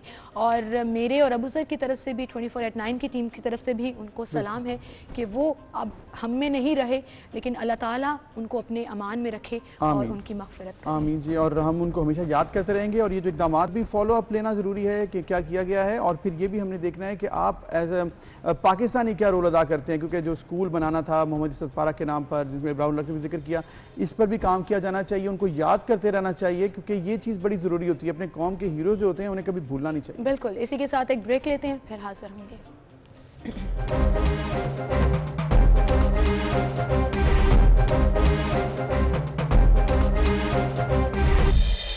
Welcome back. एक बार फिर से आपको खुश आमदीद कहेंगे। ज़रा नम हो तो ये मट्टी बड़ी जरखेज़ है साखी। जब भी हम ये लाइन एक मिसरा पढ़ते हैं इस शेर का, अबूज़र, तो इकबाल का ये शेर जो है वो हमारी कौम और हमारे यंगस्टर्स के ऊपर पूरी तरह से उतरता है कि हर कोई अपनी अपनी फील्ड में पूरी कोशिश करता है कि ना सिर्फ एक्सेल करे बल्कि पाकिस्तान का नाम रोशन भी करे। और आज ऐसा ही एक सितारा हमारे साथ मौजूद है जो मुल्क कौम का नाम रोशन करने में अपना भरपूर किरदार अदा कर रहा है। एक ऐसी डॉक्टर जिन्होंने एक बुक लिखी, उस बुक की इतनी पजीराई हुई कि वो बुक अमेज़ॉन पे सबसे ज़्यादा सेल होने वाली बुक जब भी वो अमेज़ॉन पे बन गई और उसके बाद वो दुनिया के बिगेस्ट टाइटल के लिए नामज़द भी हो गई। और आप देखिए कि इस किताब की चर्चे जो हैं वो सिर्फ पाकिस्तान में ही नहीं पूरी दुनिया में हो रही हैं। आई स्पेशलिस्ट हैं वो और एक रिसर्चर भी हैं। ऑब्वियसली इतनी ज़बरदस्त उन्होंने जो बुक लिखी है अब उसको कंसिडर किया जा रहा है बिगेस्ट टाइटल के लिए भी।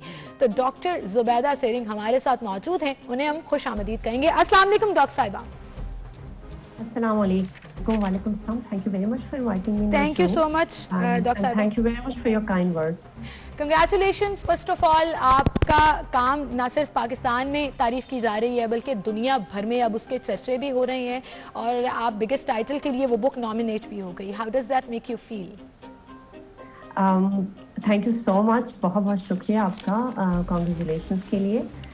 और आई फील ग्रेट बिकॉज अल्लाह का शुक्र है कि ये एक बड़ी चीज़ हमारे पाकिस्तान के साथ और मेरे साथ जुड़ गई है. अल्हम्दुलिल्लाह, अल्लाह का बहुत बहुत शुक्र है. बिल्कुल जी, और हम तो आपको मुबारकबाद भी पेश करते हैं. आप पाकिस्तान का फ़ख्र हैं क्योंकि पाकिस्तान के डॉक्टर्स तो वैसे भी पूरी दुनिया में बड़े बड़े फेमस है कि बड़ा ज़बरदस्त परफॉर्म करते हैं. जो इनकी प्रैक्टिस होती है बड़ी ज़बरदस्त होती है. आपने माशाल्लाह इसमें भी एक स्टेप आगे गई हैं और आपने तो लोगों को टीच भी करने के लिए ये बुक बनाई है, तो ये बड़े फ़ख्र की बात है. आपका बहुत बहुत शुक्रिया Abuzar, thank you so much. So, Dr. Sahiba, best ophthalmology books of all time. What was the topic of it? आपका research subject क्या था? And as a neutral person अगर आप सोचें तो क्यों आपकी बुक को बहुत ज़्यादा पसंद किया गया? मेरा जो ख्याल है, एक तो ऑप्टिक्स का जो सब्जेक्ट है वो थोड़ा सा कॉम्प्लिकेटेड सब्जेक्ट है, खुसूसन हमारे लिए जो मेडिकल के हम लोग हैं, बिकॉज ब्रांच ऑफ फिजिक्स और इसको हम ऑप्थेमोलॉजी में पढ़ते हैं जस्ट बिकॉज ऑप्थेमोलॉजी में हम फिजिक्स बहुत पढ़ते हैं क्योंकि उसमें हमने ऑप्थेल्मिक जो इंस्ट्रूमेंट्स हैं उसके लिए हमें फिजिक्स दरकार होती है. उसमें जो कॉनकेव है लेंस हो गया, कॉन्वेक्स लेंस हो गया, इनके डायग्राम्स के बारे में हमने पढ़ना होता है. उसमें जो रिफ्रैक्शन है उसको हमने पढ़ना होता है. तो it becomes a little complicated for us. तो इसको फिर इसमें एग्ज़ाम हमने देना होता है, इसमें हमें एक्सेल करना होता है, तो ये थोड़ा सा मुश्किल हो जाता है at a time for the trainees. तो जब मैं अपने एग्ज़ाम के लिए पढ़ रही थी तो it was difficult for me as well. तो मैंने इसको ये किया कि मैंने I started doing my own research on it and I started making my own diagrams जो हम कॉनकेव, कॉन्वेक्स लेंस और इन चीज़ों के लिए बनाते हैं. और मैंने अपने नोट्स बनाए फॉर द एग्ज़ाम जो कि मेरे लिए काफ़ी कारआमद साबित हुए. And once I was done with the exam तो मेरे जहन में आया कि क्यों ना मैं इन नोट्स को किताबी शक्ल दे दूं, थोड़ा मजीद उस पर काम करके, ताकि लोगों को फ़ायदा हो, ट्रेनीज को फ़ायदा हो. और मेरा जो ज़ाती ख्याल है वो ये कि शायद ये थोड़े आसान अल्फाज में बयान की गई है. ये कोई दुनिया की पहली ऑप्टिक्स की किताब नहीं और ना मेरे ख्याल से कोई बहुत आला किताब होगी, because when I wrote the book I was still a student and I am still a student. तो बड़े बड़े लोगों ने इस पे किताब लिखी है, कोई बहुत आला नहीं होगी लेकिन थोड़ी आसान, रिवीजन के लिए आसान है, समझने के लिए आसान है. तो मेरे ख्याल से और कुछ नॉलेज नगेट्स इसमें है, निमोनिक्स है, तो मेरा ज़्यादा ख्याल है कि शायद इस वजह से स्टूडेंट्स को पसंद आई. डॉक्टर साहिबा, आप बड़ी हम्बल हैं तभी आप कह रही हैं कि बड़ी आम सी किताब है, लेकिन आम सी किताब जो है वो best book of all time में अगर इस टॉपिक में शामिल होगी तो डेफिनेटली इसमें कुछ खास तो होगा. तो मतलब आप एक्सपेक्ट नहीं कर रही थी जब ये आप बुक लिख रही थी कि इतना कुछ इसमें रिवॉर्ड मिल सकता है? नहीं, बिल्कुल भी नहीं. मेरा बुक लिखने का वो मकसद भी नहीं था. मेरा बुक जैसा मैंने बताया, मैंने नोट्स बनाए थे अपने और उस वक्त I was very busy. I was doing my training, I was busy with exams. मैं बाहर थी, I was busy with my married life, I had a toddler, तो बच्चा छोटा मेरा. तो मेरा उस वक्त बुक लिखने का भी इरादा नहीं था और अमेज़ॉन और बुक अथॉरिटी का तो मुझे अंदाज़ा भी नहीं था. उसको लाने का मेरा मकसद ये था कि वो लोगों के लिए एक्सेसिबल हो, ट्रेनीज के लिए, ताकि वो अपनी पढ़ाई का जो एंड में जो एग्जाम होता है उसके लिए रिवाइज कर सके, रिवीजन के लोगों को आसान. बिल्कुल सही. तो उस वक्त मुझे बिल्कुल भी मुझे तवक्को नहीं थी कि अल्हम्दुलिल्लाह, अल्लाह का बहुत बहुत शुक्र है कि ये इस किताब को इतनी पज़राई मिली है, वरना मुझे बिल्कुल भी I wasn't expecting that. You were not expecting that, but वो इज्जत जब अल्लाह ताला ने देनी हो तो आपकी मेहनत रंग ले ही आती है कि अब सिर्फ पाकिस्तानी स्टूडेंट से नहीं, दुनिया भर के स्टूडेंट्स जो हैं वो उसको आसान कंसीडर करें. और ये होता है ना, एग्जाम से पहले आप नोट्स पढ़ लेते हैं, तो एक इतने जबरदस्त नोट्स आपके पास बुक की हैसियत में हो तो कोई उसको क्यों नहीं पसंद करेगा. डॉक्टर साहिबा, अब ये कहिएगा कि जो आपका डिपार्टमेंट है ऑप्थेमोलॉजी, आपने जैसे जिक्र किया कि it's a very complicated form of medicine जिसमें फिजिक्स बहुत ज़्यादा इन्वॉल्व है और बहुत सी चीज़ों को आपको स्टडी करके बड़ी टेक्निकल टर्म्स के साथ उस पर खेलना पड़ता है. इट्स नॉट एज सिंपल, मतलब हर फील्ड अपने आप में बहुत कॉम्प्लिकेटेड है, बट ये थोड़ा सा यूनिक हो जाती है, मिक्सचर ऑफ टू. अब इसमें ये कहिएगा कि आपने आयरलैंड से भी पढ़ा है, यहाँ पाकिस्तान में अब आप वापस आई हैं, that makes you a hero as well कि आप अवामी खिदमत कर रही हैं. हम कहाँ स्टैंड करते हैं एज पाकिस्तान? हम ऑप्थेमोलॉजी डिपार्टमेंट में पूरी दुनिया के कंपैरिजन में कहाँ स्टैंड करते हैं? यार अल्हम्दुलिल्लाह, पहले भी मुझसे शायद ये सवाल पूछा गया था और मैंने ये कि हम अल्हम्दुलिल्लाह बहुत अच्छा काम कर रहे हैं इन ऑफ्थल्मोलॉजी डिपार्टमेंट।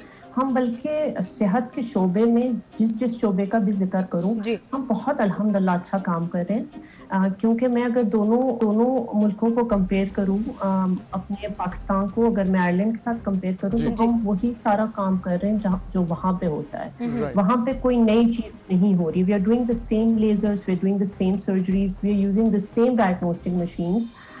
दुनिया की जो बेहतरीन चीजें हैं, दुनिया के बेहतरीन डॉक्टर्स भी हमारे पास है अल्हम्दुलिल्लाह, अल्लाह का बहुत शुक्र है। तो हमारा मुल्क पीछे नहीं है। ठीक है, वेरी नाइस। डॉक्टर साहबा, जाते जाते ये बताइएगा कि आइंदा आने वाले दिनों में क्या प्लान्स हैं, फ्यूचर प्लान्स क्या बनाए आपने जो कि पाकिस्तान की खिदमत करेंगे जिसमें? मेरा अपना अभी तो आई एम वर्किंग विद दिया खान health services with the guidance of दिया खान university to establish this ophthalmology service in Chitral in Gilgit Baltistan, जहाँ पे हमें ज़रूरत है, जहाँ पे सहूलियात का फकदान है और जहाँ पे लोगों को ट्रैवल करना पड़ता है हर छोटी आई डिजीज़ के लिए, इस्लामाबाद की तरफ, पेशावर की तरफ और कराची की तरफ। तो मेरा अभी इंशाल्लाह नियर फ्यूचर का यही प्लान है। और मेरी एक दूसरी किताब अब इंशाल्लाह आ रही है, दूसरी किताब भी इंशाल्लाह आ रही है, बिल्कुल जी, उस पर भी काम करिए और इंशाल्लाह अल्लाह ताला आपको ऐसे ही इज्जत फिर से एक दफा जरूर देंगे। Thank you so much doctor साहिबा for being with us and you are proud, keep doing the good work. Thank you जी, थैंक यू, बहुत शुक्रिया। हमें एक ब्रेक लेनी है, इंशाल्लाह फिर मिलते हैं।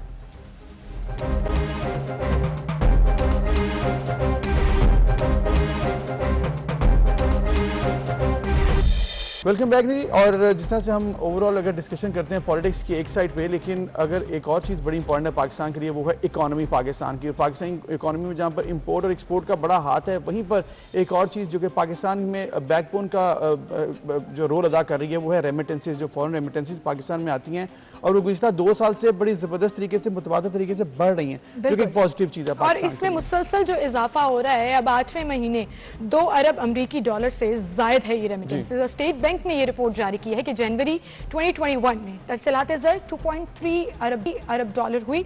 रमा साल जनवरी में ये तरसलात ज़र जो है वो गुज़श्ता जनवरी 2020 की निस्बत 19% ज़्यादा है। और इस वक्त जो मजमूई हुजम रहा वो 16.5 अरब डॉलर रहा, जो साल गुज़श्ता से 24% ज़्यादा है। और उसका एक बहुत बड़ा जो अबूज़र क्रेडिट है वो एक नई स्कीम जो शुरू की गई गवर्नमेंट की, रोशन डिजिटल पाकिस्तान, उसको भी जाना। बिल्कुल। अब ये जो रोशन डिजिटल पाकिस्तान है, वज़ीर-ए-आज़म इमरान खान ने इसका इनिशिएटिव लिया और उसमें तकरीब से कल उन्होंने खिताब करते हुए ये भी कहा है कि बैरून मुल्क पाकिस्तानी कौम का असासा है, इसमें कोई शक नहीं है। हमेशा जहाँ जहाँ पर भी कोई फंड्स इकट्ठा करने की ज़रूरत पड़ी तो जो बैरून मुल्क पाकिस्तानी थे वो उन्होंने हमेशा ओवरसीज़ पाकिस्तानी ने अपना हिस्सा डाला है इसमें। उन्होंने ये भी कहा कि माली खसारे का सबसे ज़्यादा असर मुल्क की करेंसी पर पड़ता है और ऑब्वियसली जब करेंसी गिरती है तो फिर सबसे ज़्यादा बोझ भी गरीब आवाम पर ही पड़ता है। बिल्कुल, और करेंसी की कदर कम होने से महंगाई में इजाफा होता है। तो it's a long term plan. Roshan digital account के बारे में थोड़ा सा अगर आपको बताएं कि जितने हमारे ओवरसीज पाकिस्तानी हैं, अगर वो पाकिस्तान में अपना रोशन डिजिटल अकाउंट खोलते हैं और उसमें अपनी सरमायाकारी या अपने पैसे उसके अंदर फिक्स करते हैं तो उनको कुछ परसेंटेज के हवाले से रिटर्न जाएगा और वो अमाउंट जो है वो आपके पास रिजर्व्स में रहेगी, जिससे आप मुल्क की जो करेंसी है उसकी कदर नहीं गिरेगी। It's a long term plan जिससे तरसलात ज़र में भी इजाफा होगा और अल्टीमेटली इकोनॉमिस्ट ये कहते हैं कि उसका इम्पैक्ट महंगाई में कमी की सूरत में बिल्कुल। और अब तक 88,000 बैरून मुल्क पाकिस्तानी जो थे, तकरीबन 1 लाख के अराउंड ये फिगर भी पहुंचने वाला है। जल्दी ये एक्सपेक्ट किया जा रहा है जिन पाकिस्तानियों ने अब तक पाकिस्तान में इन्वेस्टमेंट की है रोशन डिजिटल अकाउंट के जरिए, और ये वो पैसे हैं जो कि उनके ही हैं, पाकिस्तान में वो इन्वेस्ट कर रहे हैं। जैसे कि आप किसी भी पाकिस्तान में रहते हो किसी बैंक में आप इन्वेस्ट करते हैं और मतलब जो सेविंग अकाउंट होता है जैसे आप खोल लेते हैं, उसका आपको जो इंटरेस्ट है या जो आपको प्रॉफिट है वो आपको मिलता है। पाकिस्तान की हुकूमत इन पाकिस्तानियों को वो इंटरेस्ट और प्रॉफिट देगी और उसका फायदा दोनों को ही हो सकता है, लेकिन पाकिस्तान को इसलिए फायदा है कि ये पैसे अगर आप बाहर के मुल्कों में इन्वेस्ट करेंगे तो उनको फायदा होगा, पाकिस्तान में अगर ये पैसे इन्वेस्ट करेंगे तो पाकिस्तान को भी फायदा होगा। बिल्कुल। और अगर आप पाकिस्तान में ये रिजर्व करते हैं तो मेजर कंट्रीज में रिटर्न रेट नहीं दिया जाता बैंक्स के अंदर, पाकिस्तान वो आपको रिटर्न रेट दे रहा है ऑन द बेसिस ऑफ कुछ रिक्वायरमेंट्स हैं कि अगर आप 3 साल के लिए करा कराते हैं, 5 साल के लिए कराते हैं, तो उसके साथ वो डिफर करता है। तो ये वेरी करता है 4% से 6% और 7%, उसकी कुछ कंडीशनैलिटीज हैं। लेकिन ओवरसीज पाकिस्तानी चूंकि वैसे ही प्राइम मिनिस्टर साहब बहुत फेमस भी हैं उनके दरमियान, और उन्होंने कल ये जिक्र भी किया कि शौकत खान के लिए जब जब मैंने फंड डोनेशन के लिए बात की, ओवरसीज पाकिस्तानियों ने बड़ा इंपॉर्टेंट रोल प्ले किया। तो मुल्क की मईशत को बचाने के लिए भी आई एम श्योर कि जो ओवरसीज पाकिस्तानीज हैं वो अपना रोल प्ले करेंगे, उनका अपना फायदा भी है, और मुल्क की रिजर्व्स जब बेहतर होंगे तो फिर हमारी इकोनॉमी की जो जीडीपी है डॉलर्स आ रहे हैं पाकिस्तान में, उससे फायदा ऑब्वियसली पाकिस्तान की इकोनॉमी को भी होगा, बूस्ट मिलेगा। और आप देख भी रही हैं कि over the period of time dollar का रेट थोड़ा कम हुआ है, 170 पे चला गया था, 158 के अराउंड ये डॉलर इस वक्त चल रहा है। इसका फायदा ओवरऑल पाकिस्तान को होने जा रहा है, तो ये बड़ा अच्छा इनिशिएटिव है। सिर्फ 5 माह में 88,000 अकाउंट, आई थिंक इसकी जो रेशो है ना प्रोपोर्शनेट, वो भी बिल्कुल ठीक चल रही है। बिल्कुल, और इसके साथ साथ ऐसे ही ये 1 लाख और फिर 2 लाख जितने भी पाकिस्तानी बाहर हैं वो अगर इसमें इन्वेस्ट करते हैं अपनी इस्तात के मुताबिक, अगर आप इन्वेस्टमेंट प्लान है बाहर नहीं पाकिस्तान में करेंगे तो इसका फायदा पाकिस्तान को भी होगा। इसके अलावा एक और मामला जो कि पाकिस्तान की इकोनॉमी से जुड़ा हुआ है, जिसका हम लोग बहुत जिक्र भी करते हैं, रोशन डिजिटल अकाउंट अपनी जगह पर, पाकिस्तान में रेमिटेंसेस अपनी जगह पर, लेकिन एक इंपॉर्टेंट चीज पाकिस्तान में जो कर्जे हैं वो मतवातर तरीके से बढ़ रहे हैं, पाकिस्तान के ऊपर बोझ बढ़ता जा रहा है। और गुज़िश्ता चंद सालों में हमने ये बड़ा सुना कि माजी की हुकूमतों में बहुत कर्ज लिए गए, लेकिन अब हमने ये देखा है कि इन 2.25 सालों में भी बहुत ज्यादा कर्ज लिया गया है, जो कि रिकॉर्ड बन चुका है। बिल्कुल, बैरूनी ज़राए से जो हमने 14 अरब 22 करोड़ डॉलर के नए कर्जे लिए हैं, उसकी वजह से अगर हम पिछले साल की गवर्नमेंट का कंपैरिजन करें तो ये ज्यादा है। तहरीक इंसाफ ने 2.25 साल में मुल्की बैरूनी कर्जों में 20.4% इजाफा कर दिया। 2.25 साल के अरसे में हुकूमती इदारों और कॉर्पोरेशंस ने भी 2 अरब 80 करोड़ डॉलर के नए कर्जे लिए हैं। और इसके साथ साथ निजी शोबे के बैरूनी कर्जों में भी 1 अरब 64 करोड़ डॉलर का इजाफा हुआ है। और इस एतबार से पाकिस्तान के बैरूनी कर्जे और वाजिबात अब 19 अरब 64 करोड़ 50 लाख डॉलर के इजाफे के बाद, यानी कि ये इजाफा सिर्फ इन 2.25 सालों में हुआ है, और 115 अरब 75 करोड़ 60 लाख डॉलर तक पहुंच चुके हैं, जो कि अब तक की बुलंद तरीन सतह। 115 अरब डॉलर से जायद पाकिस्तान के ऊपर इस वक्त कर्ज है, जो कि मेरे ख्याल में अगर आप मल्टीप्लाई करें ना तो कितना बन जाएगा, सोचते रहे। I can not even imagine that. इस पर हुकूमत की जानिब से ये कहा जाता है जी कि कर्ज में इजाफे की वजह रुपए की बेकदरी है, और जो पिछले हुकूमतों में कर्ज लिए गए थे उनका इंटरेस्ट रेट या उनकी इंस्टॉलमेंट्स पे करने के लिए मजीद कर्जे लिए जाते हैं। वज़ीर आज़म और वज़रा अक्सर ये कहते हैं कि पुराने कर्जों पर सूद की अदायगी के लिए कर्ज लेना पड़ा, लेकिन फिर हम ये बात करते हैं कि ये वो गढ़ है जिसमें हम गिरते ही चले जा रहे हैं, क्योंकि अब अगले साल भी सूद देने के लिए मजीद कर्ज लेंगे, तो ये सर्कल टूटेगा कब? ये पूरा एक जो सिनेरियो बन गया है जिसमें हमें कर्जे लेकर कर्जे ही अदा करने पड़ रहे हैं, कंपाउंड इंटरेस्ट बढ़ता जाता है। एग्जैक्टली, और वो जो एक्चुअल कर्जा है वो वहीं एग्जिस्ट कर रहा होता है। तो कब हम इसमें बाहर निकल सकते हैं? बिल्कुल, अब जो कर्जा है वो भी वहीं पर है, फिर उसके अलावा उसकी भी कुछ किस जाती है पोर्शन, फिर आपके पास इंटरेस्ट है वो भी देना है, कंपाउंड इंटरेस्ट है वो भी बढ़ता जा रहा है।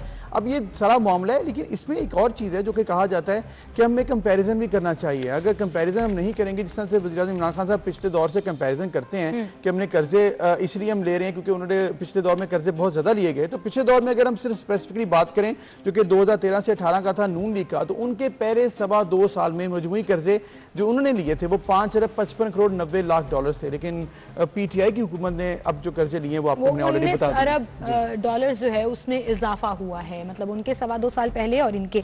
इस पर हम बात करेंगे। हमें ज्वाइन किया है हमारे साथ मुआशी तज्जियाकार माल पाशा साहब मौजूद हैं, उन्हें हम खुशामदीद कहेंगे। अस्सलाम वालेकुम मुस्तफ़ा साहब। वालेकुम अस्सलाम। Thank you so much sir for joining in. सबसे पहले जरा अच्छी खबर से बात कर लेते हैं, और हमने भी अभी यही किया है कि एक अच्छी खबर डिस्कस की है और एक थोड़ी सी तशवीशनाक खबर डिस्कस की है। तो अच्छी खबर तो ये है कि रोशन डिजिटल अकाउंट, जिसका जिक्र कल वज़ीर आज़म भी तकरीब से कर रहे थे, और उसके फैक्ट्स एंड फिगर्स का भी जिक्र करें तो 5 माह में 88,000 अकाउंट्स खुल गए। आपकी इकोनॉमिक्स की लैंग्वेज में और पूरी टर्म्स एंड कंडीशनैलिटीज में इसका क्या इम्पैक्ट पड़ेगा ओवरऑल पाकिस्तान की मईशत पर? बहुत अच्छा आपने सवाल मोहतरमा किया है।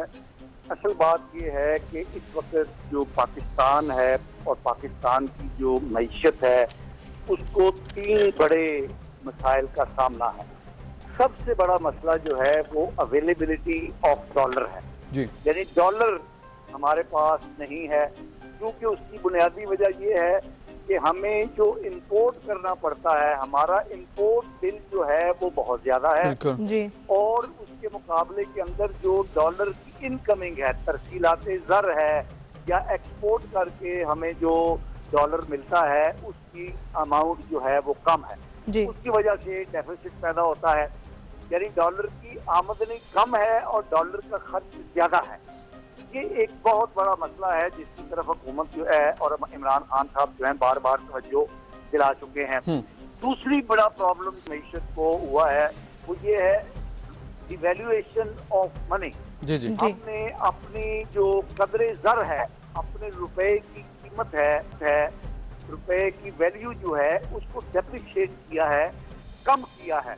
और गुजरे 2 सालों के अंदर हमारे रुपए की जो कदर है वो तकरीबन 35 से 36% कम हो गई है, जिसके नतीजे के अंदर मईशत के अंदर जो है वो महंगाई का एक तूफान आ गया है।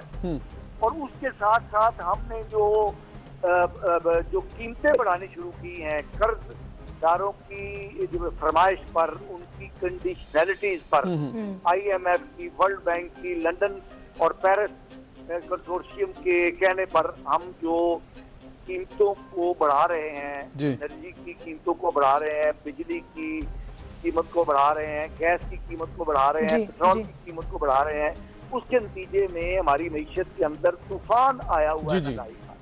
ये 3 मसले। चौथा बहुत बड़ा मसला जो है वो हैवी नेशनल डेट है, यानी जो हमारा कौमी कर्जा है वो इतना ज्यादा हो गया है। और ये मुझे ये बताते हुए खौफ महसूस हो रहा है कि इस साल यानी 3 ट्रिलियन से ज्यादा, 3.25 ट्रिलियन के रुपए के करीब हमें जो है टैक्स से कलेक्शन होनी है। यानी समझ लें 3,900 कुछ अरब रुपए की जो है हमें टैक्सों के जरिए आमदनी होनी है, और वो सारी की सारी कर्जों की, सूद की अदायगी में चली जानी है। बिल्कुल, बहुत खौफनाक सूरत। मुस्तफा साहब आपकी बात बिल्कुल ठीक है कि बहुत खौफनाक सिचुएशन है। इसी का हम जिक्र भी कर रहे थे कि ये जो सिचुएशन है, विशियस साइकिल है, हम इसमें फंसते जा रहे हैं। और 115 अरब डॉलर बहुत बड़ी रकम है जो कि पाकिस्तान के लिए मुश्किल है अदा करना। लेकिन ये प्लान तो होना चाहिए ना कोई, कि प्लान किस तरह से आपने इसको निकलना है। आप कह रहे हैं कि जी मतलब आप नहीं, मतलब गवर्नमेंट कह रही है कि कर्जे हम लेते हैं कर्जे उतारने के लिए, इसी तरह क्या करते रहेंगे? आपको लग रहा है कोई ऐसा प्लान है, कोई ऑप्शन ऐसी हैं जिससे कोई चॉइस ऐसी है हमारे पास जिससे हम निकल सकें? ये जो रोशन डिजिटल अकाउंट का जिक्र किया आपने जी, ये उसी सिमत एक गवर्नमेंट का एक मुस्बत कदम है। गवर्नमेंट कोशिश कर रही है कि हम जो ये डेफिसिट है, यानी जो डॉलर की कमी है, आमदनी कम और अखराजात ज्यादा हैं, उसको, इस गैप को किसी तरीके से कम किया जाए। तो उन्होंने रोशन डिजिटल अकाउंट जो है वो ये खोला है। इसके अंदर जो आपने फिगर्स अभी बताई हैं ये बहुत हौसला अफजा फिगर्स हैं, और इसमें तकरीबन 500 मिलियन डॉलर से ज्यादा की लोगों ने अकाउंट खोल लिए हैं। और ये एक बड़ी रोशन और बड़ी हौसला अफजा बात है। बिल्कुल सही। ये सारी चीज जो है ये ऊंट के मुंह में जीरे के बराबर है। ये मुस्बत कदम है। और जो हमारे एक्सपेट्रिएट पाकिस्तानी हैं वो पाकिस्तानी मईशत को सहारा देने के लिए बिल्कुल वो पूरा तावन कर रहे हैं जी। लेकिन जो मुश्किलात हैं, जो डेफिसिट है वो बहुत ह्यूज है, उसको इस छोटे छोटे तरीकों से भरना मुमकिन नहीं होगा। लेकिन मुस्तफा साहब देखिए कि 5 माह में जी 5 माह में अगर 88,000 अकाउंट खुले और जितनी परसेंटेज रिटर्न पे दी जा रही है उससे ऑब्वियसली ओवरसीज पाकिस्तानियों का भी फायदा होगा। तो इन अ लॉन्गर रन तो मुझे लगता है कि ये बहुत बड़ा प्रोजेक्ट बनने जा रहा है, जिससे डेफिनेटली बूस्ट तो मिलेगा, हमारी रुपए की जो कदर गिरती है उसमें कमी वाकई होगी और अल्टीमेटली उसका इम्पैक्ट जो है वो फिर बाकी चीजों पर भी पड़ेगा। ये असूली तौर पर तो आपने बात बिल्कुल ठीक कही है कि ये जो एक कदम हमारी हुकूमत ने उठाया है जी, ये दुरुस्त हिम्मत में दुरुस्त कदम है और इसके आने वाले दिनों में अच्छे असरात मुरतब होंगे। यहाँ तक तो बात दुरुस्त है, लेकिन जिस कदर हमें डॉलर की जरूरत है, जिस ह्यूज डेफिसिट को कम करने की जरूरत है, जिस ह्यूज गैप को ब्रिज करने की जरूरत है, उसके लिए ये काफी नहीं है। ये कोशिश अच्छी है, बिल्कुल ठीक है, लेकिन इसके फौरी तौर पर मुस्तकबिल करीब में हमारे लिए मसाइल में कमी नहीं होगी। उसके लिए जरूरी ये है कि हम अपनी एक्सपोर्ट अर्निंग को बढ़ाएं, नंबर 1, हम अपनी सेविंग्स को बढ़ाएं, हम अपने जो बाहर से तफसीलाती ज़र हैं उनमें इजाफे की कोशिश करें। वो हंसी है जिसका जिक्र हमारे स्टेट बैंक की जो कल उन्होंने रिलीज, लेकिन मुस्तफा कमाल साहब, एक जानिब आप तो ये कह रहे हैं कि एक्सपोर्ट्स बढ़ाएं, इंपोर्ट्स कम करें, गवर्नमेंट कह रही है हम भी ये करने की कोशिश कर रहे हैं एक्सपोर्ट्स बढ़ाने की और इंपोर्ट्स कम करने की, लेकिन ये जो कर्जा है इसको कम करने के लिए क्या प्लान है? जो कि हमें ये सुनने में आ रहा है और देख भी रहे हैं, और गवर्नमेंट भी कहती है जी ये जो कर्जा हमने लिया 19 अरब डॉलर का, जो कि रिकॉर्ड है 2.25 साल में, उनमें ज्यादा मेजॉरिटी जो है वो कर्जा वापस करने के लिए लिया गया है। तो ये जो तरीकाकार है, क्या ये ठीक है या कोई और ऑप्शन भी हो सकती थी? आप देखिए कि इस वक्त हमारा जो कर्जा है वो 115 अरब और 75 करोड़ और 60 लाख डॉलर के बराबर है, और उस पर हमने अब तक 6 अरब 87 करोड़ रुपए का सूद अदा किया है। और ये बिल्कुल बात सही आप कह रहे हैं कि जितना हमें कर्जों की, सूद की और प्रिंसिपल अमाउंट की अदायगी करनी होती है, उतना ही हम कर्ज ले रहे हैं। तो इसका मतलब ये है कि हम हर दिन अपने जो नेशनल डेट है, एक्सटर्नल वो बढ़ाते चले जा रहे हैं। आपकी बात बिल्कुल ठीक है, और सिनेरियो बड़ा तशवीशनाक हो चुका है। मुस्तफा कमाल साहब, बहुत शुक्रिया आपका। और मैं तो ये फिगर सोचकर ही परेशान हो गई। मेरे ऊपर इस हुकूमत ने 2,09,000 रुपए कर्जा लिया, और आप ज्यादा खुश ना हो, आपके ऊपर भी 2,09,000 है, और आप भी खुश ना हो क्योंकि आपके ऊपर भी, हर पाकिस्तानी के ऊपर कैलकुलेशन के मुताबिक 2,09,000 मुझे याद है आपने जो 2,09,000 की फिगर बोली है, चंद साल पहले एक मैं टीवी प्रोग्राम में देख रहा था कि वो जो फनी प्रोग्राम होते हैं उसमें एक शख्स ने जाके घर पर किसी को कहा फन सेक में कि जी आपको पता है आपके पास ऊपर 1.5 लाख रुपए कर्जा है, आप वो दे दें गवर्नमेंट को। कहता है मैं लिए ही नहीं, मैं क्यों दूं? लेकिन बेसिकली इनडायरेक्टली ये हमारे ऊपर ही कर्जा चढ़ रहा है, इनडायरेक्टली हमें इसको रिटर्न करना पड़ता है महंगाई की सूरत में। इनडायरेक्टली हम लोग जिस तरह से टैक्सेस बढ़ रहे हैं ये हम ही दे रहे हैं, लेकिन वो भी किस्तों में दे रहे हैं, उसका ज्यादा नुकसान होता है महंगाई की सूरत में। बहरहाल जी, गवर्नमेंट कोशिश तो कर रही है कि कुछ इकदाम ऐसे उठाएं जिससे कुछ बेहतरी आए, बट अब ये देखना होगा by the end of this financial year situation क्या रहती है।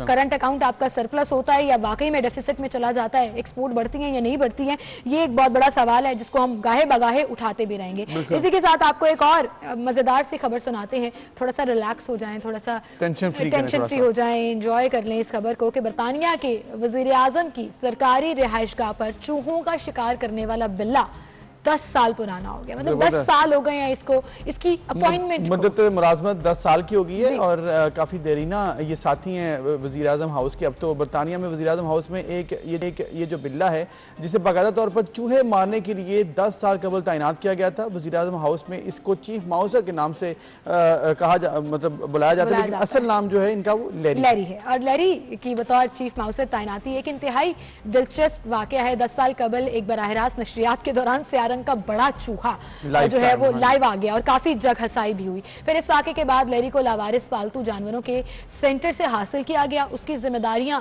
वज़ीर आज़म हाउस बरतानिया ने उठाई और वो अपनी चूहों को खुराक बनाता रहा। और फिर ये जिम्मेदारी निभाते निभाते उसे 10 साल हो गए, और इस दौरान 3 वज़ीर आज़म आए। डेविड कैमरॉन आए, थेरेसा आई, और फिर उसके साथ बोरिस जॉनसन भी इस वक्त वज़ीर आज़म हाउस के मकीन बने। और बड़े बड़े जो वज़ीर आज़म और या फिर प्रेसिडेंट दुनिया से आते हैं वो भी इससे मिलते हैं। ये बराक ओबामा साहब की तस्वीर में देख रहा था, हाँ, वो भी इनके साथ तस्वीर खिंचा रहे हैं। स्पेशल मतलब लैरी को जो है वो मिले और मुलाकात, जो भी आता है यहाँ पे वो देखें तस्वीर आपके सामने है, वो मतलब कोई भी आता है तो वो इनसे मुलाकात भी करवाते हैं। और आपको पता है दुनिया में ये बिल्ला आपसे ज्यादा फेमस है। पता है कैसे? मेरे से भी ज्यादा फेमस है।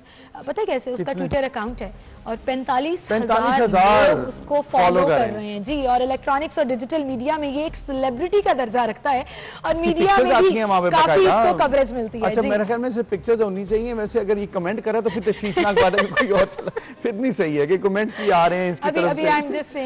मैंने फॉलो करना है वैसे इसको, अब इस खबर के बाद मैंने भी अभी तक नहीं किया। मैं इस खबर के बाद जरूर इनको फॉलो करूंगा क्योंकि बड़ा जरूरी है और इस पे मैं नजर रखूंगा। बिल्लों को हम फॉलो करेंगे और उनकी बात करेंगे। But it was a fun sake news, अच्छा मजे की खबर थी। हैप्पी 10 इयर्स लैरी, हम उनको कांग्रेचुलेट करते हैं। उनकी जॉब की सिलसिला चलता ही रहे और इसी तरह वो अपनी सर्विसेज जो है निभाते रहे। और अभी हम ब्रेक लेने हैं और ब्रेक में मैं इनको फॉलो जरूर करता हूँ। ब्रेक लेते हैं।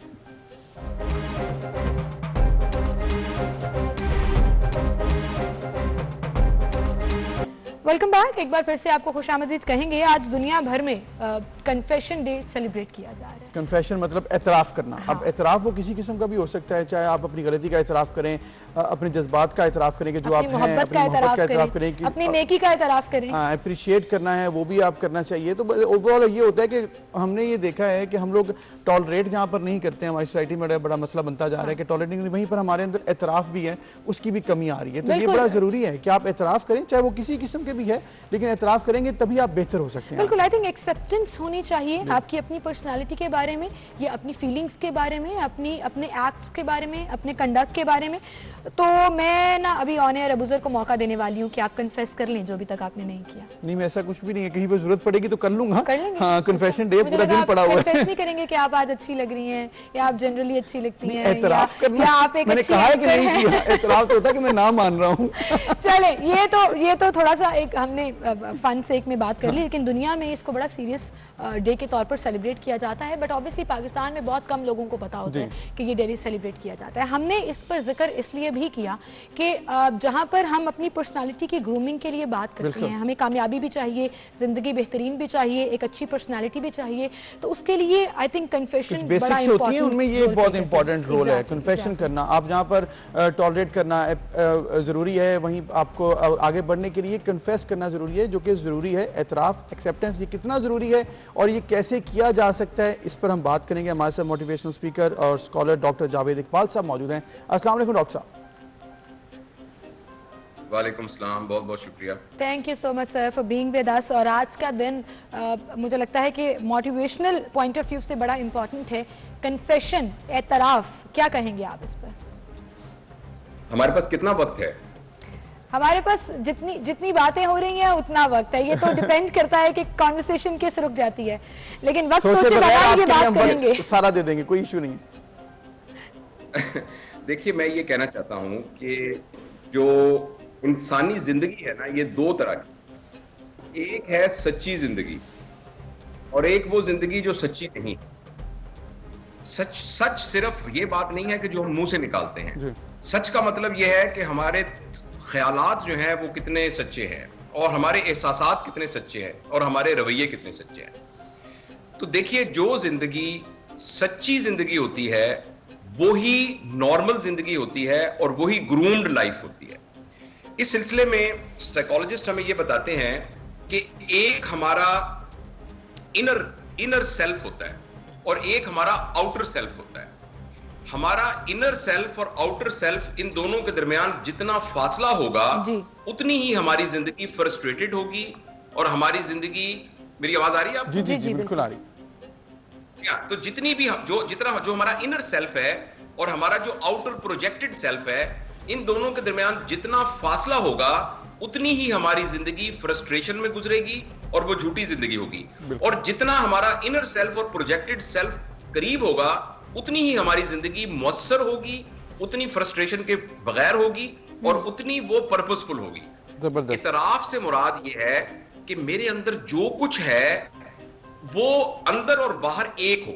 ऑब्वियसली हर शख्स का एक पर्सनल प्राइवेसी का इनर रिम होता है, वो तो वो किसी के साथ भी शेयर करना नहीं चाहता, लेकिन लोगों के साथ रिलेशनशिप के अंदर और लोगों के साथ जो हमारे मामलात हैं उसके अंदर हमारे अंदर जो भी ढकी छुपी चीजें हैं उनका इतराफ कर लेना इंसान को इंटेलेक्चुअली, इमोशनली और स्पिरिचुअली बहुत ज्यादा हाई लेवल पर ले आता है।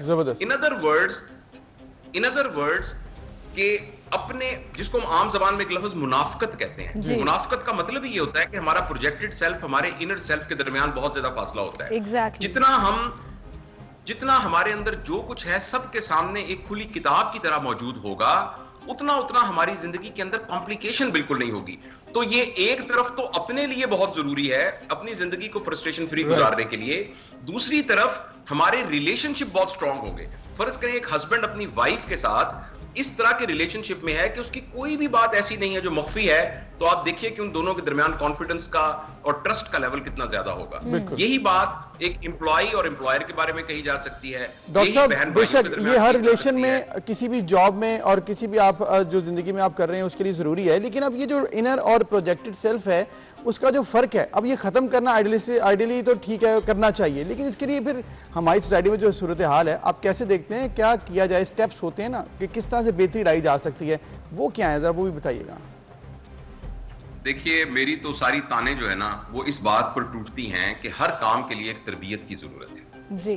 जब अगर हम ये जो बात आप कर रहे हैं ना, मैं और आप, कि हमारे मुल्क में रहने वाले अवाम ये एक बा-इखलाक, बा-किरदार, मुहिब्बे वतन, ह्यूमेन लोग बन जाएं, ये अगर हमारी प्रायोरिटी होगी तो ये तब्दीली आ सकेगी। जैसे हमारा मुल्क है ना, हमारे मुल्क के जो टॉप पॉलिटिक्स हैं, जो हमारी इंटेलिजेंशिया है, जो हमारा एजुकेशनल सिस्टम है, उन सब की अगर टॉप प्रायोरिटी ये होगी कि हमने मुल्क में रहने वाले तमाम इंसानों की तरबियत करनी है, ये अगर टॉप प्रायोरिटी होगी तो फिर तमाम तबकात के अंदर तरबियत की वजह से लोगों के अंदर एक मीनिंगफुल लाइफ डेवलप होगी, और जब वो मीनिंगफुल लाइफ डेवलप होगी तो फिर ये सारी की सारी बातें ऑटो, सच्चाई, ईमानदारी, दयानतदारी, रिश्तों का ख्याल रखना, ये खुद ब खुद आ जाएगा। अगर मुझे ये कहा जाए ना कि माशरे में ये बात पैदा करने के लिए क्या करना है, तो पहला काम मैं करूंगा कि पेरेंटिंग के इदारे को बहुत मजबूत करूंगा। यानी जब भी कोई माँ बाप, यानी जब भी किसी के यहाँ कोई औलाद पैदा होती है तो उस कपल को पता होना चाहिए कि इस बच्चे की तरबियत मैंने कैसे करनी है। ये इनको फॉर्मली तौर पर हमने सिखाया हो, स्कूलों में सिखाया हो, घरों में सिखाया हो, और उसके इदारे मौजूद हो। इसके अलावा हमारे जितने स्कूल टीचर्स हैं, इन सारों को ह्यूमन कैरेक्टर डेवलपमेंट के बारे में हमने बाकायदा प्रायोरिटी वाइज हमारे कैरिकुलम में लिखा हो, डिपार्टमेंट में एक बात गर्दिश कर रही हो। इसी तरीके से जो जो इदारे पाकिस्तान में मौजूद हैं, उन सब के अंदर तरबियत को एक बुनियादी अमल के तौर पर शामिल किया जाएगा, तो फिर मुआशरे में ये तब्दीली आएगी। मुआशरे में ये तब्दीली आएगी। और आपकी बात ये बिल्कुल ठीक है कि हमेशा आप सिस्टम डेवलपमेंट की बात करते हैं कि there should be a system जिसमें हम पर्सनालिटी ग्रूमिंग कर सके। अब डॉक्टर साहब, अभी तो उसमें बहुत वक्त लगेगा, एक बहुत टाइम लगेगा, लेकिन मैं ये देख रही हूँ कि चीजें तब्दील भी हो रही हैं। एक्चुअली तरबियत की तरफ पेरेंट्स फोकस होते भी हैं, हमारी जितनी पढ़ी लिखी नौजवान नस्ल है। लेकिन इसमें आपकी टिप्स क्या होंगी कि फॉर एग्जाम्पल अगर हम इस प्रोग्राम के तहत कुछ टिप्स देना चाहें पेरेंट्स को, बच्चों को, एतराफ करने में, एतराफ का डर जो है वो सबसे बड़ी रुकावट, गलती का एतराफ करने में उसको, उस डर को, वो डर किसी भी चीज का हो सकता है, गलती का भी, एहसासात का भी, मोहब्बत का भी, अपनी पर्सनालिटी के बारे में भी। जी देखिए, ये ना इतना सिंपल नहीं है। ठीक, ये इतना सिंपल नहीं है किसी को आप कहें कि तुम इतराफ कर लो और वो इतराफ कर ले। इसके बैकग्राउंड के अंदर उसकी नेचर, उसकी नर्चर, उसका माहौल। देखिए, हमारा एक बच्चा है तो वो झूठ बोलता था, बहुत झूठ बोलता, हर वक्त झूठ। मैंने पूछा क्यों? उसने कहा जब भी कभी मैंने सच बोला है तो मैंने मार खाई है। अच्छा, ये होता भी है डॉक्टर साहब। तो मेरा कहने का मतलब यह है कि ये सारा का सारा, जैसे आप देखिए ना, जैसे पानी का एक तालाब है ना, तो अब उस पानी के तालाब की सतह को हम बुलंद करना चाहते हैं, तो हम ये कहें कि ये जो कन्फेशन वाला एक कॉलम है, यहाँ 50 बाल्टियां डाल दें तो एक तरफ एक कॉलम जो है वो डेवलप हो जाए और बाकी तालाब नीचे का नीचे रहे। ऐसा नहीं होगा। हम पूरे तालाब में जब 2000 बाल्टियां डालेंगे तो 1 इंच तालाब का जो लेवल है वो ऊपर होगा। मुआशरे के अंदर भी तब्दीली जी,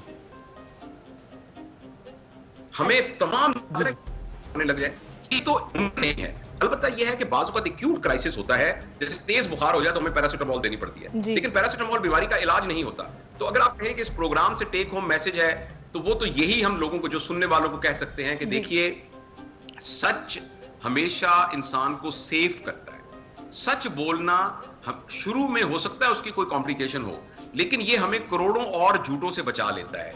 और दूसरी बात यह है कि जब हम इतराफ करते हैं तो ये हमारी तरबियत की तरफ हमारा पहला कदम होता है। मैं आपके सामने कहता हूं कि यार मुझसे गलती हो गई, आप मेहरबानी करके फलां वक्त जो मैंने किया, मेरा रवैया गलत था, आप मुझे माफ कर दें। तो इसका ये मतलब है कि ये नहीं कि मैंने आपके साथ सिर्फ ताल्लुकात सीधे किए हैं, मैंने अपनी तरबियत की भी नीयत की है। मैंने ये भी कहा है कि पहले मैं गलत था, अब मैं ठीक होने की कोशिश करूंगा।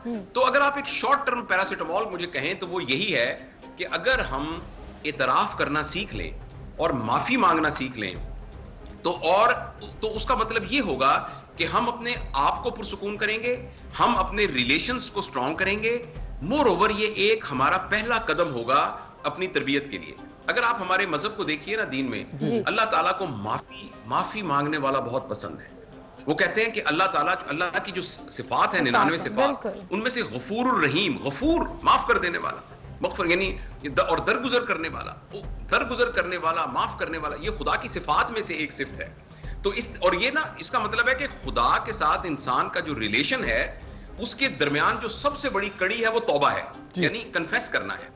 तौबा एक कन्फेस करना ही होता है ना। तो जो खुदा और बंदे के दरमियान रिश्ते को जो कड़ी इतनी मजबूत करती है, अगर वही कड़ी बंदों के रिश्तों के दरमियान भी होगी तो बंदों के दरमियान भी रिश्ता बहुत मजबूत होगा। और एक्चुअली इंसान बाकी जानवरों से मुख्तलिफ इसीलिए है कि इंसानों के दरमियान के इंसान रिश्ते रखता है और रिश्तों की पासदारी करता है। और इसी का एक नेगेटिव इफेक्ट यह है कि इंसान रिश्तों को बिगाड़ भी सकता है। आप देखिए, जानवरों के दरमियान एक फितरी रिश्ता जरूर होता होगा।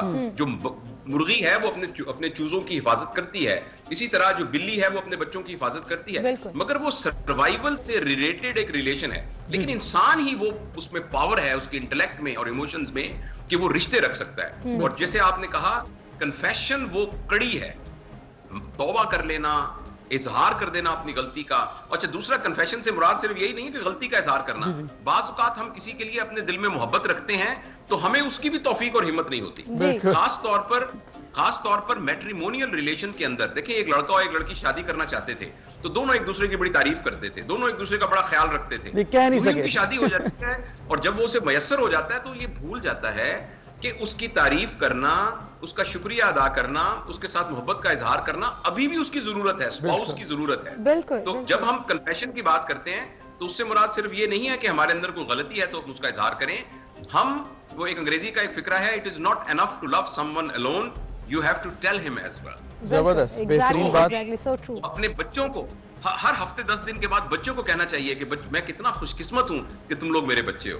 और ये जो इजहार है ना डॉक्टर साहब, आपकी एक बात को मैंने पल्ले बांध लिया। आप हमेशा ये बात करते हैं कि कोई भी चीज, किसी भी चीज का इजहार या एक्सप्रेशन जो है ना, वो आपके रिश्ते को मजबूत बनाता है। मैं if I keep telling my son कि आई लव हिम, तो ही वुड नो, बजाय इसके कि मैं ये सोचती रहूं कि इसको खुद पता होना चाहिए, मैं इसकी माँ हूं, मैं इससे प्यार करती हूँ। I have to tell him ताकि वो मुझसे एक्सप्रेस कर सके। बिल्कुल जी। पिछले दिनों एक हमारे स्टूडेंट ही थे, मियां बीवी दोनों कपल मेरे पास आए और उनके दरमियान हुआ था, वो बहुत लड़ रहे थे। तो मैंने उसके लड़के से पूछा, मैंने कहा बेटा तुम्हारी शादी को कितना अरसा हुआ? उसने कहा सर 10 साल। मैंने कहा मुझे ये बताओ, आखिरी दफा तुमने अपनी बीवी को कब कहा था कि यार बहुत बहुत शुक्रिया, तुम मेरी लाइफ में आई और मैं तुमसे बहुत मोहब्बत करता हूँ और तुम मेरी जिंदगी में बहुत जरूरी हो? ये आखिरी दफा कब कहा था? उसने कहा जी बस शादी के बाद हफ्ता 10 दिन पहले कहा था, उसके बाद तो मैंने कभी भी नहीं कहा। तो मैं कहा ये तो बहुत जरूरी है, ये तो बहुत जरूरी है, तजदीद करनी तो बहुत जरूरी है।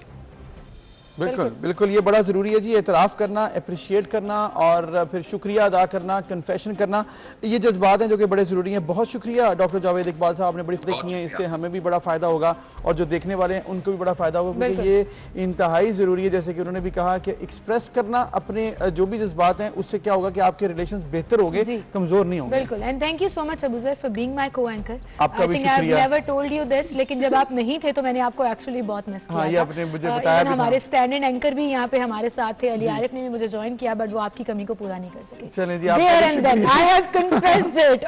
भी शुक्रिया हमेशा साथ देने का और गाइड करने का। ये जरूरी है ना भाई, करना तो है ना, क्या करना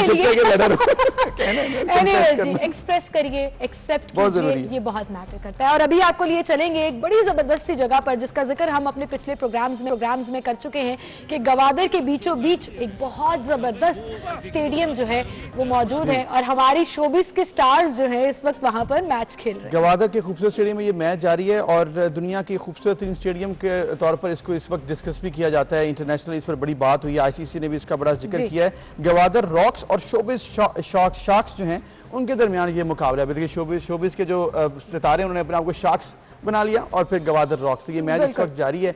बड़ा इंटरेस्टिंग मैच नजर आ रहा है। और गवादर शार्क्स ने टॉस जीता है जी, अच्छा और टॉस जीतकर वो बॉलिंग कर रहे हैं। और मुझे ये समझ नहीं आ रहा कि दोनों टीम्स की किट्स जो है वो एक जैसी क्यों है। टेस्ट मैच तो नहीं खेल रही है, मतलब मैं वही कही थी कि ये टेस्ट मैच तो नहीं है, कलरफुल होना चाहिए था। लेकिन कोई बात नहीं, हमारा स्टेडियम इतना कलरफुल स्टेडियम में ये रंग जो है मैटर नहीं कर रहे, क्योंकि ये जो खूबसूरत इसकी जो एनवायरनमेंट है और जो अच्छा ये इसका जिक्र पूरी दुनिया में हुआ है। जैसी पिक्चर आ गई है वायरल हुई है तो फिर पूरी दुनिया में इसका आईसीसी ने इसको शेयर किया, बहुत से फॉर्मर क्रिकेटर्स ने इसका जिक्र किया। एक जबरदस्त स्टेडियम जो है वो मौजूद है, और जिस तरह से हमारे शोबिस स्टार्स खेल रहे हैं बड़ी सीरियस परफॉर्मेंस लग रही है, और एक्चुअली उनकी जो बॉडी लैंग्वेज है ना वो प्लेयर्स वाली लग रही है। जी और क्रिकेट तो अपनी जगह, जो कि क्रिकेट यहाँ पर हो भी रही है, लेकिन इसके साथ साथ इसका जो इफेक्ट है, जो इसकी मेरे ख्याल में जो देर पा इसके असरात होंगे पाकिस्तान के लिए बड़े ज़बरदस्त होंगे, गवादर के लिए, बलोचिस्तान के लिए, टूरिज्म के लिए, पाकिस्तान के एक बेटर इमेज को प्रमोट करने के लिए ये स्टेडियम अपना बहुत ज़बरदस्त किरदार इस वक्त अदा कर रहा है, और इंशाल्लाह आगे भी। And I would appreciate all दो स्टार्स जो इस वक्त वहाँ पर खेल रहे हैं, क्योंकि जब इस तरह के मैचेस होते हैं तो उनका मेन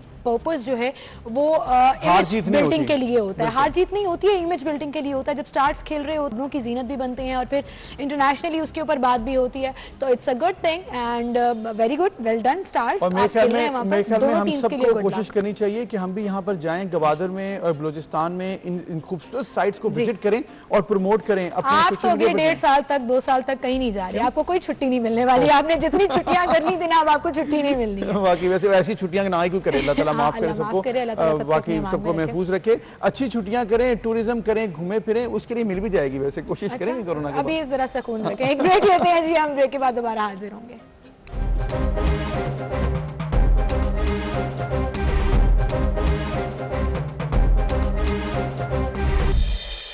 वेलकम बैक नाज़रीन। पाकिस्तान में बहुत टैलेंट है और इस टैलेंट को प्रमोट करने के लिए जो प्लेटफॉर्म्स हैं वो भी बड़े ज़रूरी होते हैं कि वो भी मिलें। और पाकिस्तान में हमने देखा है कि ख़वातीन के लिए जो स्पोर्ट्स का जो एक प्लेटफॉर्म है उसमें हमने हमेशा देखा कि उस तरह से सपोर्ट नहीं मिलती है, चाहे वो फैमिली हो, आपके फ्रेंड्स हों, या फिर गवर्नमेंट लेवल पर भी वो सपोर्ट नहीं मिलती। लेकिन ऐसी ख़वातीन पाकिस्तान में हैं जो इन तमाम बैरियर्स को तोड़ती हैं और उनकी सपोर्ट भी होती है और फिर पाकिस्तान का नाम रोशन करती है। बिल्कुल, और लड़कियों में किसी तौर भी टैलेंट की कमी नहीं होती, और वो किसी भी फील्ड में कुछ करना चाहें तो अपनी डिटर्मिनेशन से, अपनी अचीवमेंट से साबित करती हैं कि it wasn't their wrong choice. हमारे साथ स्टूडियो में आज एक ऐसा ही चेहरा मौजूद है जो पिछले 8 साल से गोल्फ खेल रही हैं। जी हाँ, गोल्फ खेलना मर्दों का काम समझा जाता है कि ये जी उन्हीं का शौक हो सकता है, लेकिन एक ऐसी क्यूट सी लड़की जो अपने शौक से गोल्फ खेलती हैं, बहुत से मेडल्स अपने नाम कर चुकी हैं, बहुत से टूर्नामेंट्स में उन्होंने खेला है, और अब आगे जाकर पाकिस्तान को इंटरनेशनली मजीद रिप्रेजेंट करके अचीवमेंट्स पाकिस्तान के हिस्से में लाना चाहती हैं। हमारे साथ सनिया उसामा मौजूद हैं, उन्हें हम खुशामदीद कहेंगे। अस्सलाम वालेकुम सनिया। अस्सलाम वालेकुम, क्या हाल चाल है? Thank you so much Sania and welcome to the show. Thank you, आपका बहुत शुक्रिया। और सबसे पहले तो आपको मुबारकबाद देंगे हम कि आपने इतना ज़बरदस्त अब तक जो परफॉर्म किया है और बड़े ज़बरदस्त तरीके से आप गोल्फ को लेकर चल रही हैं। तो थोड़ा बताइएगा अपने बारे में, इवेंट्स के बारे में, गोल्फ कैसे शौक आया आपको, और फिर मतलब गोल्फ जैसे कि सिमल ने भी समझा जाता है कि ख़वातीन शायद नहीं खेलती हैं, लेकिन आपने माशाल्लाह इसमें बड़ा अच्छा नाम बनाया। जी thank you first of all मुझे बुलाने के लिए। इस गेम में एक्चुअली ये तो बात सही है कि काफ़ी कम लोग हैं, लेकिन अब पॉपुलैरिटी काफ़ी ज़्यादा हो गई है, थैंक गॉड। काफ़ी इसमें कंपटीशन भी आ चुका हुआ है। मुझे ऑलमोस्ट इट्स बिन 8 इयर्स मुझे खेलते हुए। अच्छा। और अब काफ़ी इस गेम में बहुत ज़्यादा स्कोप अब आ चुका हुआ है। इसमें आप एज ए कैरियर आप फुल फ्लेज एक ले सकते हैं इसको। इंटरनेशनली तो इसमें बहुत ज़्यादा फोकस किया भी जाता है कि फीमेल्स जो हैं वो गोल्फ खेल रही हो, लेकिन यहाँ पर जाकर हमें सिर्फ शौक होता है कि हम वो स्टिक पकड़ें और किसी तरह से उसको वो मतलब कर दें, लेकिन उसकी जो टेक्निकलिटीज़ हैं वो बड़ा, it's a mature game. I just want to say this, it's a very very mature game. कितना टाइम लगा आपको सीखने में? और 8 साल पहले, आप तो अभी भी बच्चे हो, तो 8 साल पहले तो और भी छोटे हो गए, तो हु टोल्ड यू कि गोल्फ खेलना है? कोई और स्पोर्ट्स भी तो थी, क्रिकेट का जैसे बड़ा जुनून है। हाँ नहीं, इसकी I don't have as such an inspirational story. Basically ये हुआ था कि मैं मेंबरशिप ऑफर हुई थी, तो instantly my dad and I हमने ये देखा, तो it just sparked a desire कि इसको हमने स्टार्ट करना है। और मुझे शौक में खेलना शुरू किया। मेरे बाबा को बेसिकली शौक था, लेकिन उन्होंने मुझे प्रेफर किया था, उन्होंने मेरी कोचिंग स्टार्ट करवा दी थी। अच्छा। तो it took me almost 2 to 3 years काफ़ी एक एक्यूरेट स्विंग बनाने में और काफ़ी एक एक्यूरेसी लाने में, क्योंकि this game requires a lot of patience, बहुत टाइम लगता है इसको सीखने में। तो उसके साथ ग्रेजुअली आपने सीखा भी, ट्रेनिंग भी ली, और फिर अब तो आप इवेंट्स में भी माशाल्लाह शिरकत कर रही हैं और जीत भी रही हैं, मेडल्स जीत रही हैं। तो बताइएगा कि अब तक कहाँ पर आपने परफॉर्म किया है, मतलब एज इन जाकर, और फिर ज़बरदस्त तरीके से जीती भी हैं, और फिर इंटरनेशनली किधर गई हैं? मैं सबसे पहले तो कोचिंग के लिए दुबई में गई थी, फंडेड ट्रिप था वो, एक Butch Harmon school of golf, वहाँ पे मैंने कोचिंग ली थी ऑलमोस्ट 2 weeks की। फिर उसके बाद I have been to Sri Lanka 3 times, 3 different tournaments में, सिटीज़ में मैं गई हूँ, और जो लास्ट टाइम मैं गई थी उसमें मेरी 3rd पोजीशन आई थी। अच्छा, जबरदस्त 3rd पोजीशन आपने ली, और पाकिस्तान को कब से रिप्रेजेंट कर रही हैं? When did you become part of Pakistani team and how did that happen? 2016 मैं सबसे पहले मैं टीम में सिलेक्ट हुई थी, और फिर उसके बाद थ्रू आउट में रही हूँ, और वैसे हुआ था कि मेरी परफॉर्मेंस जो है वो काफ़ी अच्छी आने लग गई थी। अच्छा। तो फिर पीजीएफ जो है दे फाइनली डिसाइडेड कि channel let's give Pakistan golf federation में बेसिकली आप बाकायदा हिस्सा बन गई। तो अब कौन कौन से इवेंट्स पाकिस्तान की तरफ से खेले? नेशनल इवेंट में भी आपने ब्रॉन्ज मेडल हासिल किया? जी, मैं नेशनल गेम्स खेली थी, उसमें मेरा ब्रॉन्ज मेडल था, और ओवरऑल टीम टूर्नामेंट में मेरा गोल्ड मेडल था उसमें। जबरदस्त। अभी जो recently Lahore Gymkhana golf tournament हुआ और गोल्फ क्लब में हुआ, उसमें 3 रोज़ तक ये जारी रहा, उसमें भी आपकी बड़ी ज़बरदस्त फर्स्ट पोजीशन आपने हासिल की। सो एक्सपेक्टेड होता ये है कि मैं जीत जाऊंगी, या एक्चुअली हर मैच के पहले दोबारा से मेहनत करनी पड़ती है? बहुत ज़्यादा दोबारा से मेहनत करनी पड़ती है, और एट टाइम्स ये भी होता है कि आप बहुत प्रैक्टिस करते हैं और फिर भी आप बहुत ख़राब खेल जाते हैं, क्योंकि इस गेम में प्रेशर फॉलोज अ लॉट। तो आप अगर 1-2 होल्स यू मैस अप, तो फिर उसके बाद कंट्रोल में लाना अपने आप को बहुत मुश्किल होता है। बिल्कुल। तो बहुत प्रैक्टिस करके आप बहुत बुरा भी खेल सकते हैं, बहुत अच्छा भी खेल सकते हैं। सनिया, जिस तरह से गोल्फ है मैच्योर लोगों की गेम कहा जाता है, कुछ लोग कहते हैं जी रिटायर होकर लोग गोल्फ शुरू कर देते हैं, ब्यूरोक्रेटिक गेम है। हमने देखा इंटरनेशनली एक ही नाम टाइगर वुड्स, पूरी दुनिया में लोग उनको फॉलो भी करते हैं, और बड़ा ज़बरदस्त उन्होंने नाम बनाया। आपने किसी को फॉलो करना शुरू किया कि इस तरह मैंने बनना है, कैसे मैंने करना है? क्योंकि पर्सनल ट्रेनिंग तो अपनी जगह, लेकिन इंस्पिरेशंस भी होती हैं जब आप इस फील्ड में आ गई। तो इंस्पिरेशन मेरी एज सच बस ये थी कि रॉरी मैकिलरॉय है वो पीजीए टूर में एक प्रोफेशनल, उसका स्विंग मुझे बहुत पसंद था, तो आई इंस्पायर्ड कि मेरा स्विंग उसकी तरह हो। लेकिन वैसे as such I don't have an inspiration, I just dream of being the best of the best. जबरदस्त, यही बड़ा ड्रीम है। अच्छा, बड़े बड़े प्लेटफॉर्म्स आते हैं जहाँ पे इंटरनेशनली आप पाकिस्तान को रिप्रेजेंट कर सकते हैं। फॉर एग्जांपल मैं सैफ गेम्स का जिक्र करूँ तो लास्ट टाइम पॉसिबल नहीं हो सका था जाना, कुछ प्रॉब्लम्स चल रही थी। इस तरह की अपॉर्चुनिटीज मिस जब करते हैं प्लेयर्स, तो कैसा लगता है उनको? मुझे तो बहुत गुस्सा आया था जब मुझे उन्होंने ड्रॉप कर दिया था, उन्होंने पूरी टीम को ड्रॉप कर दिया था, क्योंकि बाकी स्पोर्ट्स में जो है सारों को उन्होंने भेजा था, उसमें गोल्फ को उन्होंने ड्रॉप कर दिया था। वजह क्या थी? कोई कह रहा था कि फंड्स नहीं है, और कोई कह रहा था कि बस पता नहीं अनरीजनेबल चीज़ें सारे बस कह रहे थे कि फंड्स नहीं है, ये वो। तो बेसिकली आपको लग रहा है कि पाकिस्तान में उस तरह से सपोर्ट नहीं किया जा रहा, गोल्फ को करना चाहिए मजीद, या ठीक है अभी तक सपोर्ट जो गवर्नमेंट की तरफ से मिल रही है? Needs a lot of improvement. अभी तो एट दिस स्टेज अब बेहतर हो गया है एक सर्टेन लेवल तक, इससे पहले तो बिल्कुल ही नहीं था। एकेडमीज, ट्रेनिंग, वो कैसा सिस्टम है यहाँ पे? आई थिंक गोल्फ स्कूल्स होने चाहिए, ट्रेनिंग स्कूल्स होने चाहिए, क्योंकि देखें अगर आप बाहर के कंट्रीज़ में देखें, उनकी इतनी वो उनके पास इक्विपमेंट जैसी होती है, और कोचेज उनके इतने क्वालिफाइड होते हैं, स्कूल्स होते हैं प्रॉपर जहाँ पे स्टूडेंट्स जाते हैं, जैसे यहाँ पे हमारे स्कूल्स होते हैं, एजुकेशनल इंस्टीट्यूट्स होते हैं, उस तरह मेरे ख्याल से ये भी होना चाहिए। But it's not a common game. Golf आपके किसी भी स्कूल लेवल पर, इंस्टीट्यूट लेवल पर नहीं सिखाई जाती। It's your personal choice and interest. अगर इस गेम में हाँ एग्जैक्टली, अब हम तो अभी यहाँ पर ये कहते हैं जो बेसिक गेम्स हैं उनके ग्राउंड स्कूल्स में नहीं है। सो सनिया, मुझे ये बताओ कि जनरली ये भी कहा जाता है कि इसका इक्विपमेंट बहुत एक्सपेंसिव होता है, और लोग ये समझते हैं कि ये अमीरों की गेम है, मतलब हाँ, इसकी क्या आपके लिए पैसा चाहिए होता है कि आपने ट्रेनिंग करनी है या कोचिंग करनी है। इज इट ट्रू, या कुछ लोग अगर आपको देख रहे हैं और आपसे इंस्पिरेशन लेकर गोल्फ खेलना चाहें तो उनके लिए ये पॉसिबल होगा? Yes, absolutely, to an extent आपकी बात इट्स ट्रू, लेकिन ये है कि इक्विपमेंट सारी बहुत एक्सपेंसिव नहीं होती, कुछ सस्ती भी होती हैं, और आप ज़रूरी नहीं है कि बहुत ज़्यादा लाइक आपने हाई फाई लश कोचेज से जाके, तो वो जो 5,000 चार्ज करते हैं हफ्ते का, आप उन्हीं से ही जाके कोचिंग लें, आप अपने थोड़े से लेसन्स लें, प्रैक्टिस ओवर इट, तो I think it will work out. अच्छा, मुझे बताएं, क्योंकि हमारे पास शायद इतना टाइम नहीं है कि हम ज़्यादा इसमें अब देखें कि सीख सकें आपसे कि किस तरह होना है, लेकिन मैं एक चीज़ ज़रा पूछना चाहता हूँ आपसे। अक्सर मैं देख रहा होता हूँ जब गोल्फ टीवी पर, तो मैंने ये देखा है कि एक वो लंबी शॉट मारते हैं, स्विंग जिसे कहते हैं, और वो जाके इतनी दूर होल होता है, उस पर जाके बॉल चली जाती है। वो कैसे पॉसिबल हो जाता है? आइडिया होता है? होल इन वन की बात कर रहे हैं आप? वो आई थिंक तुक्का होता है क्योंकि अगर होल के बिल्कुल इतने पास आपकी बॉल जाए ना फिर वो टेक्निकलिटी और हार्ड वर्क होता है, लेकिन अगर वो बिल्कुल अंदर चला जाए तो फिर मेरे ख्याल से तुक्का होता है। स्टडीज अफेक्ट करती हैं प्रैक्टिस से या मैच? आप ए लेवल के स्टूडेंट भी हो और पढ़ भी रहे हो। करता है, काफी ज्यादा करता है, and I face like lots of hurdles इस चीज में। But that's your plus point and that's your passion and you don't want to leave it. Don't leave it. Keep representing Pakistan and you have a lot of opportunities in the future. Inshallah, sky is the limit and I really hope कि आप इसमें बहुत ज़्यादा excel करें और पाकिस्तान का नाम हमेशा रोशन करें। Thank you so much for coming. आपका बहुत शुक्रिया आपका आने का, और पाकिस्तान के लिए ऐसे ही नाम रोशन करते रहें। और बहुत से लोग जो देख रहे हैं उनको भी बड़ी इंस्पिरेशन लेनी चाहिए कि किसी भी किस्म की स्पोर्ट्स जो है ना वो आपके लिए बैरियर नहीं होनी चाहिए। इतनी इंप्रेस हो गई हूँ कि लोग इतना काम कर रहे हैं और इतनी यूनिक जगहों पर कर रहे हैं, तो मुझे बड़ा प्राउड भी फील होता है, खुशी भी होती है।